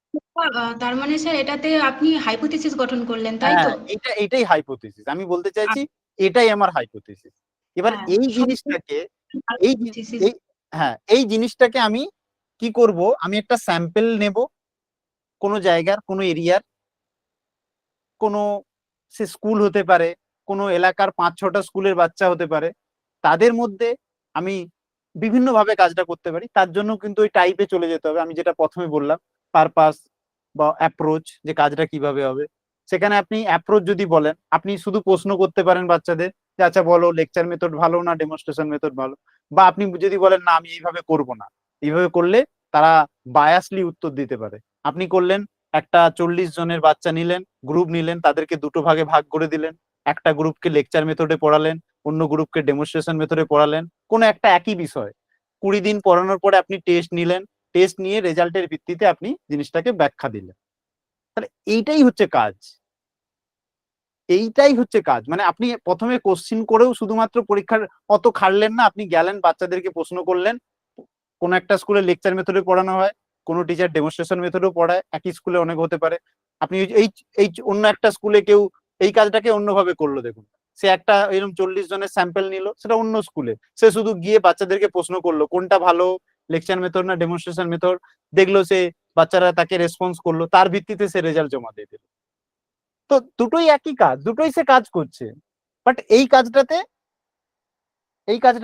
রেজাল্টটা সে চোখের সামনে দেখতে পাচ্ছে বা নিজে করলো, এটাকে বলে এক্সপেরিমেন্টাল রিসার্চ। আমরা পড়বো, আমরা টাইপে যখন আরো ডিটেলসে ঢুকবো, এগুলো তখন এক্সপেরিমেন্টাল রিসার্চ হবে। বাট এটা কি হবে, এটা একটা কোয়ালিটেটিভ অ্যাপ্রোচ হবে, যেখানে আমরা যাব, গিয়ে তার সঙ্গে আলোচনা করে তাকে তার রেজাল্টটাকে নিয়ে আমরা চলে আসবো, এবং একটা পার্সেন্টেজ অ্যানালাইসিস হয়তো করেও দিতে পারি। তো এগুলো হচ্ছে অ্যাপ্রোচ, একই কাজকে ডিফারেন্ট ভাবে করা যায়। তো এরকম নয় যে আমি সবসময় আমাকে এক্সপেরিমেন্টাল রিসার্চ করতে হবে, অনেক রিসার্চ যেটা এক্সপেরিমেন্টাল করা সম্ভব না। আপনি যদি দেখতে চান যে ক্যান্সারের কারণ কি শুধু স্মোকিং, তাহলে এই মেথডটাই কি সেটা করাতে পারবেন? কোনোদিনই করাতে পারবেন। আপনি কি সবাইকে স্মোক করিয়ে দেখাবেন যে আপনি 40 দিন 20 দিন ধরে স্মোক? সেটা তো সম্ভব নয়, তখন এক্সপেরিমেন্টাল রিসার্চ হবেই না ওখানে। এরকম অনেক রিসার্চ আছে যেখানে আপনাকে শুধু কোশ্চিন করেই অ্যান্সার পেতে হবে। তো আমি বলছি না যে কোনো কোয়ালিটেটিভ রিসার্চ খারাপ, কোনো ক্ষেত্রে কোয়ালিটেটিভ ওই জিনিসটাই আপনাকে শিখতে হবে রিসার্চ যখন করবেন, পিএইচডি যখন করবেন, যে আপনার কাজটা কোন পদ্ধতিতে করলে, কোন অ্যাপ্রোচে করলে ভালো হবে। তো এটা আপনার গাইড আপনাকে সাহায্য করবে, আপনাকে পড়াশোনা করতে হবে। তো আমি বলতে চাইছি কি, যে এই যে হাইপোথিসিস আপনি নিলেন, হাইপোথিসিসটাকে আপনাকে স্যাম্পলের মাধ্যমে ভেরিফাই করে, আপনাকে হাইপোথিসিস ট্রু না ভুল না ঠিক, এটা আপনাকে কাজ, এটাই রিসার্চের কাজ, মানে হাইপোথিসিসকে ভেরিফাই করানো একটা স্যাম্পলের কাছে। এবার আপনি বলবেন স্যাম্পল কিভাবে নেব? তাহলে রিসার্চের আরেকটা টপিক চলে আসবে, টাইপ অফ স্যাম্পলিং। মানে এই যে 40টা বাচ্চা আমি ডিসাইড করলাম, এটা তো সবসময় ঠিক নাও হতে পারে, এটা কখনো ভুলও হতে পারে। যেমন ধরুন আপনি মনে করুন একটা অবজেক্টিভ নিয়েছেন, আপনি দেখতে চাইছেন যে এই ওয়েস্ট বেঙ্গলে যারা ক্লাস 10-এ পড়ে সেই বাচ্চাগুলোর নর্মাল হাইট কেমন হয়, মনে করুন এটা আপনার অবজেক্টিভ, যে ক্লাস 10-এ যে বাচ্চারা পড়ে এই ওয়েস্ট বেঙ্গলে তাদের বেসিক হাইট বা অ্যাভারেজ হাইট কত হয় সেটা আপনি দেখতে চাইছেন। তো আপনি গেলেন, গিয়ে করলেন কি 500 স্টুডেন্ট নিয়ে নিলেন ওয়েস্ট বেঙ্গলে যারা 10-এ পড়ে, অ্যাভারেজ হাইট আপনি মানে আমি এমনি এক্সাম্পল দিচ্ছি, অ্যাভারেজ হাইট আপনি পেলেন 5 ফিট 7 ইঞ্চেস বলে আপনি জমা দিয়ে দিলেন। আর কেউ একজন করলো কি, প্রথমে গেল, গিয়ে 500 স্টুডেন্টই নিল, 500 স্টুডেন্ট নিয়ে প্রথমে ছেলেদেরকে আলাদা করে দিল, মেয়েদেরকে আলাদা করে দিল, করে দিয়ে দুটো হাইট বের করলো, ছেলেদের অ্যাভারেজ হাইট, মেয়েদের অ্যাভারেজ হাইট বের করে সে দুনিয়ার সামনে সাবমিট করলো। কার কাজটা বেটার হবে? দ্বিতীয়টা। এবার দেখুন এই কাজটাতে দ্বিতীয়টা কারেক্ট, ভালো করে বুঝুন। এবার একই কাজ, মনে করুন আপনি এখানে হাইট না নিয়ে আইকিউ লেভেল দেখতে চাইছেন, ক্লাস 10-এর বাচ্চাদের আইকিউ লেভেল কত ওয়েস্ট বেঙ্গলে যারা পড়াশোনা করে। তাহলে এই আইকিউ লেভেলের জন্য আপনি বলুন, যে প্রথম পদ্ধতিতে কাজ করলো, মনে করুন প্রথমে 500 বাচ্চা নিল, নিয়ে কি করলো, ওই 500 বাচ্চার আইকিউ লেভেল মেজার করলো, করে সে দুনিয়ার সামনে তুলে দিল যে আইকিউ লেভেল 82 বা 92 110 এর মধ্যে থাকে। আর দ্বিতীয় ব্যক্তি কি করলো, আবার সেই গেল, গিয়ে 500 বাচ্চা নিল, আর ছেলে মেয়ে আলাদা করলো, আলাদা করে তাদের আইকিউ লেভেলটা দুনিয়ার সামনে অ্যাভারেজলি তুলে দিল। এই ক্ষেত্রে কে বেটার করবে? প্রথমটা বোঝা গেছে? তাহলে দেখুন একই প্রসেস, দুজনের সেম থাকছে, কিন্তু কাজ কিরকম, অবজেক্টিভ কিরকম, সেইখান থেকে কিন্তু টেকনিক আলাদা হয়ে যাচ্ছে। আমি বোঝাতে চাইছি যে এটাই, যে কোনোটাই কিন্তু একদম রিজিড যে হ্যাঁ সবসময় এটা ঠিক হবে তা কিন্তু নয়। রিসার্চে কাজের উদ্দেশ্য অনুসারে প্রথমটাতে কিন্তু আমরা যেটা ন্যাচারাল কনসেপ্ট যে মেয়েদের হাইট নর্মালি একটু কম হয়, সেই জন্য আমরা আলাদা করেছি, বেটার, গুড ওয়ার্ক। বাট সেকেন্ডের ক্ষেত্রে যখন আপনি আলাদা করে দিচ্ছেন, তখন আপনি কিন্তু কাজের মধ্যে বায়াস নিয়ে চলে আসছেন।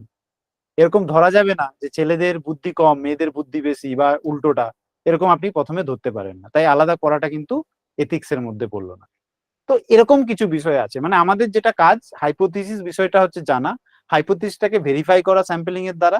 তো সেই ভেরিফিকেশনটা আমরা করব যখন ধীরে ধীরে ক্লাসটা এগোবে। তো আমাদের আজকে কাজ হচ্ছে হাইপোথিসিস, অবজেক্টিভ থেকে হাইপোথিসিস লিখতে পারা। এবার এখানে চলে আসে না টাইপ অফ হাইপোথিসিস, মানে আমি লিখেছি কিনা দেখে নি একবার। হ্যাঁ, এই দেখুন 3 ধরনের হাইপোথিসিস আমি লিখেছি। একটা হচ্ছে নাল হাইপোথিসিস, অল্টারনেটিভ হাইপোথিসিস আর ডিরেকশনাল হাইপোথিসিস। এবার আমরা যেখানে হাইপোথিসিস লিখেছিলাম দেখুন ওখানে এরকম লেখা ছিল lecture method is equals to demonstration method, লিখেছিলাম না?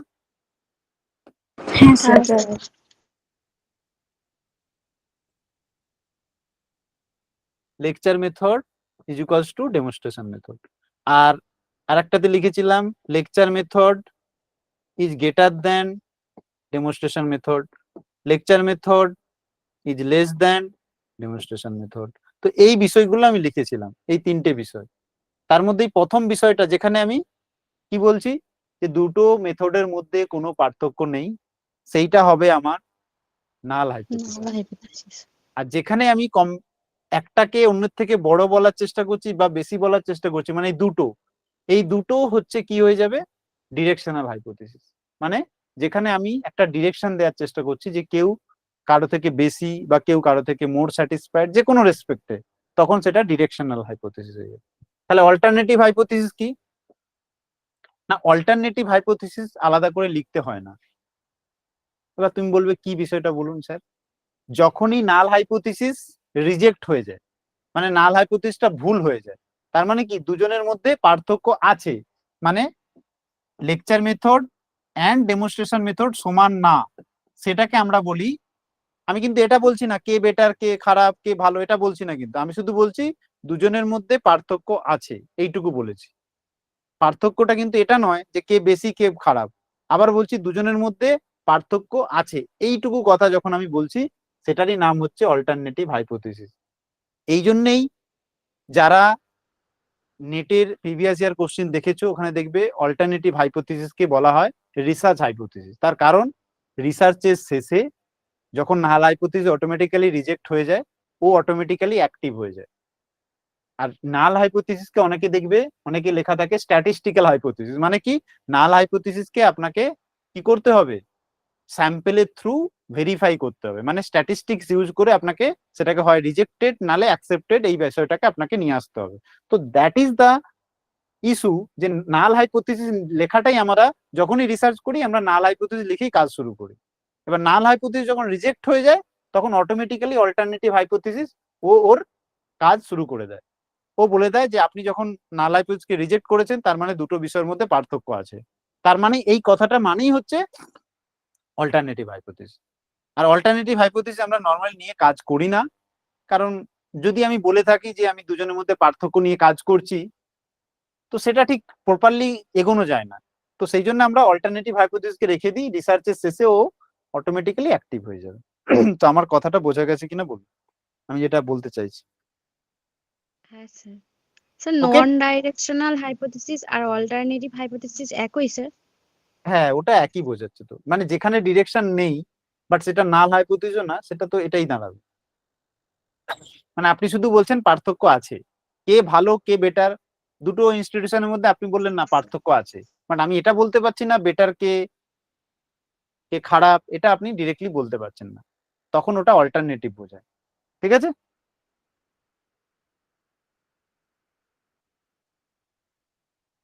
এবার দেখুন এই জিনিসটা চলে আসে টাইপ অফ এরর। আমি কি কি টপিক চুজ করেছি আপনারা বুঝতে পারছেন নিশ্চয়ই, যেগুলো খুব ইম্পর্টেন্ট জায়গা রিসার্চে, সেই জায়গাগুলোই আমি আজকে ফার্স্ট ক্লাস আপনাদের সামনে শেয়ার করছি। এখানে চলে আসে এরার। এরার মানে কি, এরার মানে কি ভুল, ভুল। প্রত্যেকে আমরা জানি। তাহলে এই যে ভাবুন আপনি স্যাম্পেল নিলেন, স্যাম্পেল নিয়ে একটা কাজ করলেন, আপনি এক্ষুনি বলছিলেন আমার রিসার্চ স্যার ভুল হবে কিনা। এই যে ভুলটা, এই ভুলটা হয় দু ধরনের, এই ভুলটা হয় দু ধরনের। তার মানে আপনার রিসার্চটা ভুল এটা কিন্তু না, ভুলটা হয় দু ধরনের। সেই দুটো ভুলকেই রিসার্চের ভাষায় বলা হয় type 1 error and type 2 error. যখন আমরা কোনো কাজকে ভেরিফাই করি, কোনো হাইপোথিসিসকে ভেরিফাই করি, আবার বলছি কোনো হাইপোথিসিসকে ভেরিফাই করি কার উপরে, আমাদের কাছে একটা স্যাম্পেল থাকে, সেই স্যাম্পেলের উপরে আমরা ভেরিফাই করি, সেই ভেরিফাই করে আমরা আমাদের রেজাল্ট দিই যে নাল হাইপোথিসিস অ্যাকসেপ্টেড না রিজেক্টেড। এটা বোঝা গেছে তো আমাদের রিসার্চের মেন অবজেক্টিভ বা কাজটা কি, একটা হাইপোথিসিস নেব, সেটাকে একটা স্যাম্পেল ঠিক করব, করে আমরা সেই মানে স্যাম্পেলের উপরে কাজ অ্যাপ্লাই করে আমরা দেখব আমাদের যে নাল হাইপোথিসিস আমরা কাজের শুরুতে নিয়েছি সেটা আদৌ অ্যাকসেপ্টেড হচ্ছে না রিজেক্টেড হচ্ছে। এই বিষয়টা কি ক্লিয়ার হয়েছে? হ্যাঁ যে স্যার। হ্যাঁ স্যার। তো এই বিষয়টা যদি ক্লিয়ার হয়ে থাকে তাহলে এটা দেখুন, মনে করুন আপনার কাছে একটা হাইপোথিসিস আছে, নাল হাইপোথিসিস। সেটা এরকম মনে করতে পারেন যে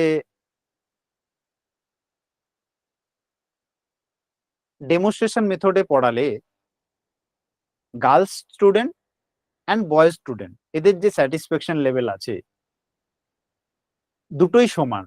আবার বলছি আমার অবজেক্টিভ আছে যে দেখা গার্লস স্টুডেন্টদের আর বয়েজ স্টুডেন্টদের স্যাটিসফ্যাকশন লেভেল যখন আমরা তাদেরকে ডেমনস্ট্রেশন মেথডে পড়াচ্ছি। তো আপনি কি করবেন, আপনি হাইপোথিসিস কি নেবেন, প্রথমে নাল হাইপোথিসিস যদি নেন এটাই নেবেন যে দুটোর মধ্যে কোনো পার্থক্য নেই, দুজনের স্যাটিসফ্যাকশন নেই। লেভেল আমরা সমান পাবো।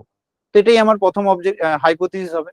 এবার আপনি করলেন কি, আপনি করলেন কি একটা স্কুলে গেলেন, গিয়ে 40 জন বাচ্চাকে নিলেন, নিয়ে তাদের সঙ্গে ইন্টারভিউ করুন বা প্র্যাকটিক্যালি আপনি পরীক্ষা নিয়েও দেখতে পারেন, এক্সপেরিমেন্টালও করতে পারেন। তো যাই করুন না কেন আপনি আউটপুট যেটা পেলেন তাতে আপনার নাল হাইপোথিসিস রিজেক্ট হয়ে গেল। ভালো করে বুঝুন, নাল হাইপোথিসিস কি হলো, রিজেক্ট হয়ে গেল, হতেই পারে। হ্যাঁ স্যার। এবার কিভাবে রিজেক্ট হয় কি বৃত্তান্ত এগুলো আমরা যখন ওই অ্যানোভা, টি টেস্ট, জেড টেস্ট, এই বিষয়গুলো আপনাদের আছে ইউনিট 3-তে, ওগুলো যখন ডিসকাস করব তখন আমরা ম্যাথমেটিক্যালি করে দেখব, কোনো অসুবিধা নেই। তো এই যে রিজেক্ট করলেন আপনি, ভালো করে বুঝুন, এটা ওই ম্যাথমেটিক্যাল ক্যালকুলেশন করার পরেই রিজেকশন বা অ্যাকসেপ্টেড ব্যাপারটা আসে। এই রিজেক্ট করার সঙ্গে সঙ্গে আপনার কি হয়ে গেল, নাল হাইপোথিসিস রিজেক্ট হয়ে যাওয়ার সঙ্গে সঙ্গে অল্টারনেটিভ হাইপোথিসিস অ্যাক্টিভ হয়ে গেল। মানে কি, আপনি বলছেন যে বয়েজ ও গার্লস স্টুডেন্টের মধ্যে ডেমনস্ট্রেশন মেথড দিয়ে পড়ানোতে পার্থক্য, স্যাটিসফ্যাকশন লেভেলের পার্থক্য পাওয়া যাবে। কিন্তু ভালো করে ভাবুন,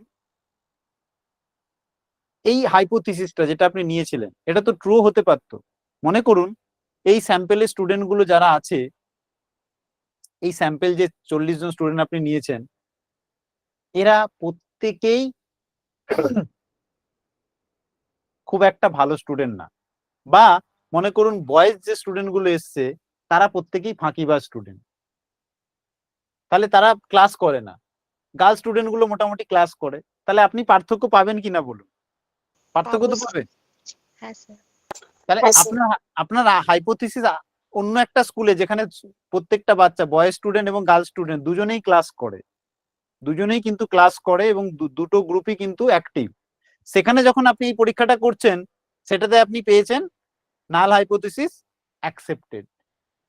তাহলে ভালো করে বুঝুন, কাজটা এই গ্রুপে করলেই কিন্তু আপনি ভালো করতেন, কিন্তু আপনার ভুলবশত আপনি চলে গেছেন একটা এমন স্কুলে যেখানে ছেলেরা ঠিকঠাক ক্লাস করে না, কিন্তু তার জন্য আপনার কি হয়েছে, রেজাল্টটা এসছে নাল হাইপোথিসিস রিজেক্টেড। আর আপনি যদি এই কাজটাই ভালো একটা, যেখানে স্টুডেন্টরা অ্যাক্টিভ এবং ক্লাস করে সেখানে করতেন, সেখানে আপনার নাল হাইপোথিসিস অ্যাকসেপ্টেড হতো, কেন ডেমনস্ট্রেশন মেথড দুজনেই পছন্দ করবে। তার মানে কি, আপনার কোথাও না কোথাও ভুল হয়েছে, তার জন্য আপনার এরর এসছে। আর এই যে এরর, ভালো করে বুঝুন, এই যে এরর, যেখানে সত্যিই নাল হাইপোথিসিস কি ছিল, অ্যাকসেপ্টেড হওয়ার দরকার ছিল, বাট আপনি করেছেন কি, কোনো একটা স্যাম্পলিং টেকনিক ভুল বা যাই হোক কোনো কোনো কারণে ভুল করার জন্য সেটা রিজেক্ট হয়ে গেছে, সেইটাকে বলা হয় টাইপ 1 এরর। আবার বলছি, সেইটাকে টাইপ 1 এরর বলা হবে, কারণ যেখানে নাল হাইপোথিসিস অ্যাকচুয়াল ট্রু ছিল, বাট আপনি সেটাকে জোর করে রিজেক্ট করে দিয়েছেন। জোর করে এই কারণে বলছি, কারণ আপনি এই 40 জন স্যাম্পেলের ভিত্তিতেই কাজটা করে ফেলেছেন। চাইলে আপনি আরো 40 জনকে নিতে পারতেন, বা আপনি এই 40 জনকে যখন সিলেকশন করছেন তখন কিন্তু এটা কথা বলতে পারতেন স্কুলের টিচারের সঙ্গে যে এরা কি ক্লাস করে, তা কিন্তু করেননি। আপনার তাড়াহুড়োর জন্য আপনি কি করেছেন, অনলি 40 জনকে নিয়ে কাজ করে রেজাল্ট সাবমিট করে দিয়েছেন, সেই জন্য আপনার এরর এসছে। সেটা কি, টাইপ 1 এরর। দেখুন ওই জন্য আমি এখানে লিখেছি টাইপ 1 এর মানে হচ্ছে ফলস পজিটিভ। ফলস পজিটিভ মানে কি, আমরা যখন রিসার্চ, হ্যাঁ আমি বলছি, আমরা যখন রিসার্চ করি, কেন ফলস পজিটিভ লিখে রেখেছি দেখুন, আমরা যখন রিসার্চ করি আমাদের উদ্দেশ্যই হয় নাল হাইপোথিসিসকে রিজেক্ট করা।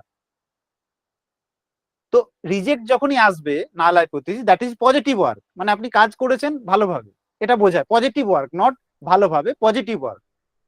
কিন্তু এক্ষেত্রে কি হচ্ছে, আপনি রিজেক্ট করেছেন, দ্যাট ইজ পজিটিভ ওয়ার্ক, কিন্তু সেটা ভুল।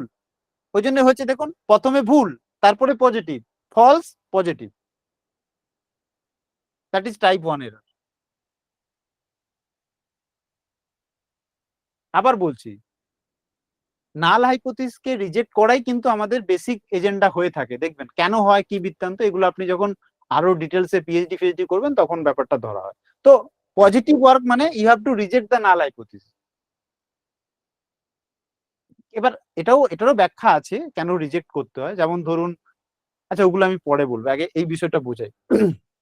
মনে রিজেক্ট করতে হবে, তো রিজেক্ট আপনি করেছেন, তার মানে আপনি পজিটিভ ওয়ার্ক করেছেন, কিন্তু সেটা ফলস। কেন ফলস, কারণ আপনি চাইলে আর একটা স্যাম্পলিং করতে পারতেন যখনই রিজেকশন আসছে, কিন্তু সেটা আপনি করেননি। তো এই জন্য এটার নাম হচ্ছে false positive, that is type 1 এর। তো আরেকটা ভুল হতে পারে, যে ভুলটা আমরা এরকম ভাবে করতে পারি যে প্রথম যে অবজেক্টিভটা নিয়েছিলাম, যে ডেমনস্ট্রেশন মেথড এবং লেকচার মেথডের মধ্যে কি পার্থক্য আছে। ধরুন আপনি এটা ক্লাস শুরু করলেন, যে নাল হাইপোথিসিস নিলেন, না দুজনের মধ্যে কোনো পার্থক্য নেই, এটা আপনার কাজ শুরু হলো। তাহলে আপনি কি করলেন, প্রথমে ধরে নিলেন দুটোর মধ্যে কোনো পার্থক্য নেই, that is your null hypothesis. এবার আপনি কোন একটা গ্রুপের মধ্যে মনে করুন এরকম 40 জন গ্রুপ নিয়েছেন, 40 জনে একটা গ্রুপ নিয়েছেন। এই 40 জন সত্যিকারে খুব ভালো স্টুডেন্ট, দে আর জিনিয়াস টাইপের স্টুডেন্ট এই 40 জন। এবার এই 40 জনকে আপনি দুটো পার্টে ডিভাইড করে দিয়েছেন, একজনদেরকে লেকচার মেথডে পড়াচ্ছেন, একজনদেরকে ডেমনস্ট্রেশন মেথডে পড়াচ্ছেন। আপনি যখন শেষে রেজাল্ট পাবেন, কি পাবেন রেজাল্ট? দুটোই সমান। দুটোই সমান পাবেন। হ্যাঁ, হ্যাঁ, এটাই রেজাল্ট। তাহলে কি হচ্ছে, আপনার নাল হাইপোথিসিস কি হচ্ছে, অ্যাকসেপ্টেড হয়ে যাচ্ছে। বাট এই কাজটাই যদি আপনি অ্যাভারেজ স্টুডেন্টদেরকে নিয়ে করতেন, একটা গ্রুপকে আপনি ডেমনস্ট্রেশন মেথড, অন্য গ্রুপকে আপনি লেকচার মেথডে যদি পড়াতেন, তাহলে কি এক পেতেন রেজাল্ট? না sir. That is your objective. তখন আপনার এটা কি হতো, ফলস পজিটিভ হয়ে যেত। এটাই আমি বোঝাতে চাইছি। তাহলে এখান থেকে যে এররটা তৈরি হলো, এটাকে বলছি টাইপ 2 এরর। মানে যেখানে আপনি কি করছেন, ফলস নেগেটিভ আনছেন, মানে অ্যাকসেপ্ট করছেন কিন্তু সেটা ফলস। আবার দেখুন আপনি কি করেছেন, অ্যাকসেপ্ট করেছেন, নাল হাইপোথিসিস অ্যাকসেপ্টেড কাজকে আমরা নেগেটিভ সেন্সে ধরি, কিন্তু সেটা ফলস। আপনার উচিত ছিল সেটা রিজেক্ট করা। কারণ আমরা প্রত্যেকেই জানি ডেমনস্ট্রেশন মেথড এবং লেকচার মেথডের মধ্যে পার্থক্য অবশ্যই আছে এবং থাকবে, কিন্তু আপনি এমন জিনিয়াস স্টুডেন্ট নিয়ে ফেলেছেন যাদের মধ্যে পার্থক্য দেখতে পাননি। এটা আপনার ভুল নয়, আমি বলবো না যে আপনার ভুল, আপনি পেয়ে গেছেন। ওই জন্য স্যাম্পলিং করার টেকনিক আপনাকে শিখতে হবে, স্যাম্পলিংটা ওই জন্য ঠিকঠাক করতে হবে, তাতে টাইপ 1 টাইপ 2 এররটা কমে যাবে, টাইপ 1 টাইপ 2 এররটা একটু কমে যাবে। বুঝতে পেরেছি? তো এই বিষয়গুলো কি আছে আমাদের পড়তে হবে। তো এটাই আজকের আমাদের আলোচনার বিষয় ছিল। তো যদি আপনাদের কোশ্চিন থাকে তো বলুন। স্যার ওই স্লাইডটা একবার দেখান না, ওই আচ্ছা, টাইপ এরর। ওকে ওকে, আমি মুছে দেবো এগুলো। আমি স্যার এর পিডিএফটা কি পাওয়া যাবে? পিডিএফ এই এই এখানে যে নাম্বার আছে এতে ফোন করে দেখবেন, এই নাম্বারে ফোন করে দেখবেন, ঠিক আছে? আচ্ছা স্যার। আচ্ছা, পিডিএফ যেটা চাইছেন আপনারা, ওটা আপনারা অ্যাপে পেয়ে যাবেন, আমাদের বিএসএসআর অ্যাপে আপলোড করা হবে এবং ভিডিও আপলোড করা হবে। ওকে ওকে ম্যাম। আর কিছু কোশ্চেন আছে তো বলুন। স্যার খুব ভালো লাগলো ক্লাসটা করে, অনেক কিছু বোঝা গেল। হ্যাঁ স্যার, খুব ভালো অনেক লাগছে। সহজ হয়ে গেল স্যার, রিসার্চ পেপারটা অনেক কঠিন লাগে। আচ্ছা, স্যার একটা কোশ্চেন ছিল, বলুন। সেটা হচ্ছে একটু আপনি যদি একটু সরে যান, আমি বলছি মানে হ্যাঁ বলছিলাম টাইপ 1 এরর ওটা তো বুঝেছি, টাইপ 2 এররও ঠিক আছে, কিন্তু ওইখানে আর একটা যে ক্যাটাগরি আছে যে টাইপ 2 হ্যাঁ হ্যাঁ ওটা করার দরকারই কি ছিল? মানে বলছি এটা আমি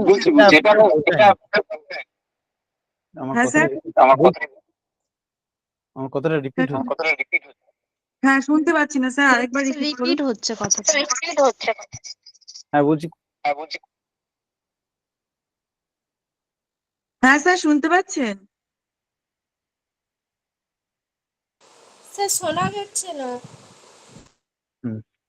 ওকে, সাউন্ড আসছে না। হ্যাঁ এবার শোনা যাচ্ছে? হ্যালো, হ্যাঁ স্যার শুনতে পাচ্ছি। আপনি আপনার মাইকটা অফ করে দিন তাহলে। আচ্ছা আচ্ছা ঠিক আছে স্যার। ওকে, বলছি এই যে দুটো টপিক আছে না, ট্রু নেগেটিভ, মানে ধরুন মানে কোনো ব্যক্তি যদি, যেটা আমি বলছিলাম ফলস পজিটিভ, এটা যদি ট্রু পজিটিভ করতো, মানে অ্যাকচুয়াল হাইপোথিসিসটা রিজেক্ট করার কাজকে সে রিজেক্টই করলো, এটাও তো একটা ঘটনা হতে পারে। সে রিজেক্ট করার কাজকে রিজেক্টই করেছে, আর অ্যাকসেপ্ট করার যেখানে দরকার ছিল সেটা তার অ্যাকসেপ্টই হয়েছে। তো এই ঘটনাটাও তো আসবে, ভালো করে ভেবে এই বিষয়গুলো এখানে দেখা আছে। মানে ফলস ট্রু পজিটিভ, এটার একটা নাম আছে, আপনি যখন ম্যাথমেটিক্যাল প্রবলেম করবেন তখন এটার নাম কনফিডেন্স লেভেল, আর এইটার নাম পাওয়ার অফ দ্য টেস্ট। হ্যাঁ পি ভ্যালু একটা আছে। আমি আমি আমি যখন বললাম না ম্যাথমেটিক্যাল জায়গাগুলোতে এগুলো চলে আসবে, এটাকে বলা হয় মানে এটাকে আপনি এটাকে কনফিডেন্স লেভেল মনে রাখবেন, পাওয়ার মনে রাখবেন। আচ্ছা Power মানে জয়া মাইকটা মিউট করুন না। হ্যাঁ হ্যাঁ এগুলো যখন ওই ম্যাথমেটিক্যাল কোনো স্ট্যাটিস্টিক্যাল প্রবলেম নিয়ে আমি সলভ করাবো, আমি করাবো, এখানেই করাবো, তখন দেখবেন এই জিনিসগুলো আমি আপনাদের সঙ্গে ডিসকাস করবো, কারণ এগুলো এখন তো এই জায়গাটা বলবেন, আর একবার একটুখানি বলবেন, তখন এই ইকো হচ্ছিল তো, মানে বোঝা যাচ্ছিল। বলছি যে যখন কোনো সত্যিকারের রিজেক্ট করার কাজ, কেউ কোনো কাজ, যেমন ধরুন ওই ডেমনস্ট্রেশন মেথড আর লেকচার মেথড, এটা তো রিজেক্ট হওয়ারই কাজ। তো সত্যিকারের রিজেক্ট করার কাজকে কেউ রিজেক্টই করে দিল, তো সে কাজটা কনফিডেন্সের সঙ্গে করেছে, তাই এই জায়গাটাকে বলা হয় কনফিডেন্স লেভেল। আর যখন কোনো একটা ভুল কাজকে, মানে ধরুন যেখানে একটা ভুল কাজ, মানে সত্যিকারের সেটা ঠিক না, মানে সেখানে যখন মানে ভুল কাজকে ভুল বলছি, মানে ধরুন এখানে আমরা কি করছিলাম, ফলস নেগেটিভ করছিলাম, মানে অ্যাকসেপ্ট করে নিচ্ছিলাম যে না ঠিক আছে, যেটা রিজেক্ট করার কাজ ছিল সেটাকে আমি অ্যাকসেপ্ট করে নিচ্ছিলাম। তার উল্টোটা যেটা হবে, মানে সত্যিকার যেটা অ্যাকসেপ্ট করার কাজ সেটাকে আমি অ্যাকসেপ্টই করছি, মানে তখন আমি বলবো পাওয়ার। মানে পাওয়ার হচ্ছে টাইপ 2 এররে ঠিক ফরমেশন, আর টাইপ 1 এররে ঠিক ফরমেশনটা হচ্ছে কনফিডেন্স লেভেল। আবার বলছি, টাইপ 1 এর যেটা ছিল সেটা একটা ভুল কাজ ছিল, তাহলে ওই ফরমেশন একটা তো ঠিকটা থাকবে, কমপ্লিমেন্ট যেটা হয় আর কি, তো ভুলের একটা ঠিক থাকবে, সেটাকেই আমরা বলছি ট্রু পজিটিভ। আর এইটা হচ্ছে দেবেন? হ্যাঁ বলুন। বললাম স্যার একটা এক্সাম্পল দেবেন? এক্সাম্পল? আচ্ছা স্যার আচ্ছা আমি বলুন। স্যার হুম স্যার অ্যাকসেপ্ট কে ঠিক করলে সেটারও তো কনফিডেন্স লেভেল, আর রিজেক্ট কে ভুল করলে সেটা তো পাওয়ার। আমি বলছি, বুঝিয়ে দিচ্ছি, দেখুন এখানে কি আছে বলুন। ট্রু পজিটিভ, ট্রু পজিটিভ মানে কি বলুন, আমি মানে বোঝানো কোনো সেটাকেই আবার অ্যাকসেপ্ট করা, মানে সেটা ঠিক যে সেটা বলা আর কি। হ্যাঁ, আমরা নাল হাইপোথিসিসে কি করছিলাম, যেটা নাল হাইপোথিসিস যেটা একদম প্রথম এক্সাম্পল কি নিয়েছিলাম, সমান, দুটোই সমান। দুটো সমান। ওকে, দুটো সমান, মানে আমি চেষ্টা করছিলাম যে ডেমনস্ট্রেশন মেথডে যখন আমরা কোনো ব্যক্তি কোনো গ্রুপকে পড়াচ্ছি, সেই ডেমনস্ট্রেশন মেথডে পড়ানোর ফলে গার্লস স্টুডেন্ট আর বয়েজ স্টুডেন্ট এদের স্যাটিসফ্যাকশন লেভেল সমান, এটা আমরা ধরেছিলাম তো। হ্যাঁ স্যার। কিন্তু আমি যে স্যাম্পলিং করেছিলাম, সেই স্যাম্পলিং এ আমরা একটা খারাপ ব্যাচ পেয়ে গেছিলাম, সেই ব্যাচটার জন্য আমি কি করছিলাম, এটাকে কি করেছিলাম, রিজেক্ট করে দিছিলাম। কিন্তু আমি যদি একটা ভালো ব্যাচ নিতাম, সত্যিকারে যদি একটা ভালো ব্যাচ নিতাম, ভালো ব্যাচ নেওয়া মানে কি, সেখানে আমি কি পেতাম, গার্লস স্টুডেন্ট আর বয়েজ স্টুডেন্টের মধ্যে পার্থক্য কি পেতাম? আমাকে বলুন। না স্যার। পেতাম না। তাহলে এখানে আমি কি করতাম, নাল হাইপোথিসিস কি পেতাম, অ্যাকসেপ্টেড করতাম। তাহলে অ্যাকসেপ্টেড করতাম মানে কি, এটা তো আমার একটা ঠিক কাজ, তো এইটাকেই বলছি ট্রু, যেটা আমার এখানে ছিল এই কেসটা, যা ট্রু পজিটিভ। হ্যাঁ, ট্রু পজিটিভ, এই কাজটা এটাখানে চলে আসছে। হয়েছে? কারো কোনো সমস্যা এইটুকুতে? না স্যার। কোথায় গেল? এইটাতে আর কোনো সমস্যা আছে কি, এই জায়গাটা বোঝাতে? সমস্যা নেই। এবার পরের ঘটনাটা আমরা কি করছিলাম, পরের যে ঘটনাটা ছিল সেটাতে কি লিখছিলাম বলুন, নাল হাইপোথিসিস কি ছিল? পার্থক্য রয়েছে। নাল হাইপোথিসিস কি ছিল, আমি কি নিয়েছিলাম, একটা এক্সাম্পল নিয়েছিলাম, বলুন, যে লেকচার মেথড আর ডেমনস্ট্রেশন মেথড এদের মধ্যে কোনো পার্থক্য নেই, এটাই আমি নাল হাইপোথিসিস নিয়েছিলাম। হ্যাঁ স্যার। আপনি কি করেছেন, একটা জিনিয়াস গ্রুপ নিয়ে নিয়েছেন, সেই গ্রুপে 40 জনের গ্রুপে দুজনেই জিনিয়াস, গার্লস স্টুডেন্টরাও জিনিয়াস, মানে দে আর মানে মাল্টি জিনিয়াস, আইআইটি স্টুডেন্ট তারা, এরকম একটা ব্যাপার। তো তাদের কাছে টিচিং মেথডটা অত বেশি ইম্প্যাক্ট ফেলে না, এটা আপনি প্রথম থেকেই জানতেন, কিন্তু আপনি আপনার সুবিধে মতো স্টুডেন্ট নিয়ে ফেলেছেন। তো আপনি কি করেছেন, কি পাবেন, নাল হাইপোথিসিস সরি করে ফেলেছেন, কিন্তু কাজটা কি হওয়া উচিত ছিল, রিজেক্ট হওয়া উচিত ছিল, হ্যাঁ তাই তো? কাজটা তো ভুল, এখানে হাইপোথিসিস যেটা আপনি নিচ্ছেন সেটা তো অ্যাকচুয়াল ভুল, সেটা তো রিজেক্ট হওয়া উচিত ছিল কি ছিল না বলুন? ছিল। ছিল, কিন্তু আপনি হ্যাঁ, কিন্তু আপনি করেছেন কি, অ্যাকসেপ্ট করে ফেলেছেন, তাহলে আপনি এখানে টাইপ 2 হবে। এখানে টাইপ হয়ে গেল। কিন্তু হ্যাঁ। এই কাজটাই যদি আপনি ধরুন একটা এমন গ্রুপে করতেন, একটা অ্যাভারেজ স্টুডেন্ট গ্রুপে, যেখানে গার্ল স্টুডেন্টও আছে, বয়েজ স্টুডেন্টও আছে, তারা অ্যাভারেজ স্টুডেন্ট, সেখানে আপনি যখন এই কাজটাই যখন করবেন তখন আপনি পার্থক্য পাবেন। তাহলে এই পার্থক্য পাচ্ছেন মানে কি, আপনি যে ভুল কাজ, যেটাকে আপনি ভুল, এটা এই স্টেটমেন্টটা লেখাটাই তো ভুল। এই স্টেটমেন্টটা আপনি যখন নিয়ে কাজ শুরু করছেন, এটা তো ভুল। তাহলে আপনি ভুলকে কি বলছেন? ভুলই বলছেন। দেখুন ভালো করে বুঝুন, আপনি ভুল দেখবেন, ক্ষমতা যার কাছে থাকে সেই ক্ষমতার লোককে ভুল বলার জন্য আপনার কি দরকার হয়? পাওয়ার দরকার হয়। ওই জন্যই টাইপ 2 এররের উল্টোটা হয় পাওয়ার। আর ঠিককে ঠিক বলার জন্য কনফিডেন্স দরকার হয়। ঠিককে ঠিক বলার জন্য কনফিডেন্স দরকার হয়। তো এইটার জন্য কনফিডেন্স দরকার, এটার জন্য পাওয়ার দরকার, ওই জন্য এরকম নাম দেওয়া হয়েছে। আমি যদি এখানে লিখিনি, পরে যখন আমি তোমাদের স্লাইড আরো দেব, সেখানে এগুলো লেখা থাকবে। আজকে জাস্ট ওই ট্রু পজিটিভ এগুলো কোশ্চিনে আসে বলে তাই ওই ফরমেশনে লিখে রেখেছি। Okay, thank you. Okay sir. Thank you sir. Sir হ্যাঁ বলুন। বলছি আপনি ইউটিউবে ক্লাস করেন বললেন না? না, ইউটিউবে এই চ্যানেলের থ্রুই করি, মানে আমার কোনো পার্সোনাল, আচ্ছা আচ্ছা। মানে এই চ্যানেলের থ্রুই আমি ক্লাস করাই। তোমরা আমার ক্লাস এই চ্যানেলেরই হয়, এখানেই তোমরা জয়েন করে যাও, রেগুলার বেসিসে ক্লাস পাবে। তোমাদের যদি কোনো বন্ধু বা কোনো ফ্রেন্ড সার্কেল বা কারো যদি প্রয়োজন হয় রিসার্চের যে কোনো বিষয় নিয়ে, তোমরা এখানে কমেন্ট করবে, আমি যতটা পারবো রিপ্লাই করব। আমি বুঝি না যে 100% করতে পারবো, আমিও জানি না 100%। শেয়ার করে ক্লাস করা যাবে, যেটা প্রবলেম হবে বলবে, তোমরা কোশ্চিনও পাঠাতে পারো নেটের, আলোচনার ভিত্তিতে এগিয়ে যাব। আর চ্যানেলটাকে লাইক শেয়ার সাবস্ক্রাইব করে নেবে। আর কি, কমেন্ট করো, যার যেটা ভালো লাগলেও করো, খারাপ লাগলেও করো, যদি কোনো ইমপ্রুভমেন্টের দরকার হয় সেটাও করবে। আর এটা একটা শেখার বিষয়, আলোচনার ভিত্তিতে। এরকম ভেবো না যে মানে স্যার আমরা স্টুডেন্ট, এরকম ভাবার কোনো বিষয় নেই। জাস্ট একটা আলোচনা, তার মাধ্যমে আপনারা আপনাদের গোল অ্যাচিভ করে যাবেন। আর মনে রাখবেন, গোল অ্যাচিভ করতে গেলে অলওয়েজ একটা আলোচনা দরকার হয়। সেই আলোচনাটা হয়তো আমার সঙ্গেই করছেন এখানে, অন্য কোথাও কারোর সঙ্গে করতে পারেন, আলোচনাটা দরকার হয়। আর কিছু বলার নেই। ফার্স্ট ক্লাস, ভালো থাকবেন। Thank you. Thank you sir. Thank you sir. আচ্ছা, তোমাদের ক্লাস আজকে কেমন লেগেছে? স্যার খুব ভালো, খুব ভালো লেগেছে। অনেক সুন্দর বুঝতে পেরেছি। আচ্ছা আচ্ছা, ঠিক আছে, অসুবিধা নেই। আমাদের রবিবার করে এডুকেশনের ফ্রি ক্লাস থাকে, আর এখন থেকে ফ্রি ক্লাস শুরু হচ্ছে। বিএসএসসিআই ইউটিউব চ্যানেল এবং ফেসবুকটা আপনারা একটু সাবস্ক্রাইব আর ফলো করে রাখবেন, ওখানে সমস্ত ইনফরমেশন টাইম টু টাইম দেওয়া হয়। আচ্ছা, আমি অন্যদেরকে জিজ্ঞাসা করছি, সমস্ত ইনফরমেশন আপনারা সঠিক সময়ে পান তো, না পান না? হ্যাঁ স্যার পাই। তো কেউ যদি বিএসএসসিআই ইউটিউব এবং ফেসবুক ফলো করে রাখে, তাহলে কি তার কোনো অসুবিধা হবে কোনো কিছু বুঝতে? না স্যার।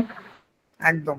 সো সেগুলো একটু ফলো করে রাখবেন, আশা করি কোনো সমস্যা হবে না। আমার তো শুধু ইউটিউবটা ফলো করা আছে, সাবস্ক্রাইব করা আছে, ওইটা থেকেই আমি নোটিশ সব পেয়ে ওটাই যাই। একদম একদম, আপনারা যে কোনো ইউটিউব এবং ফেসবুক ফলো করে রাখলে সবই পেয়ে যাবেন। ঠিক আছে, থ্যাংক ইউ সকলকে।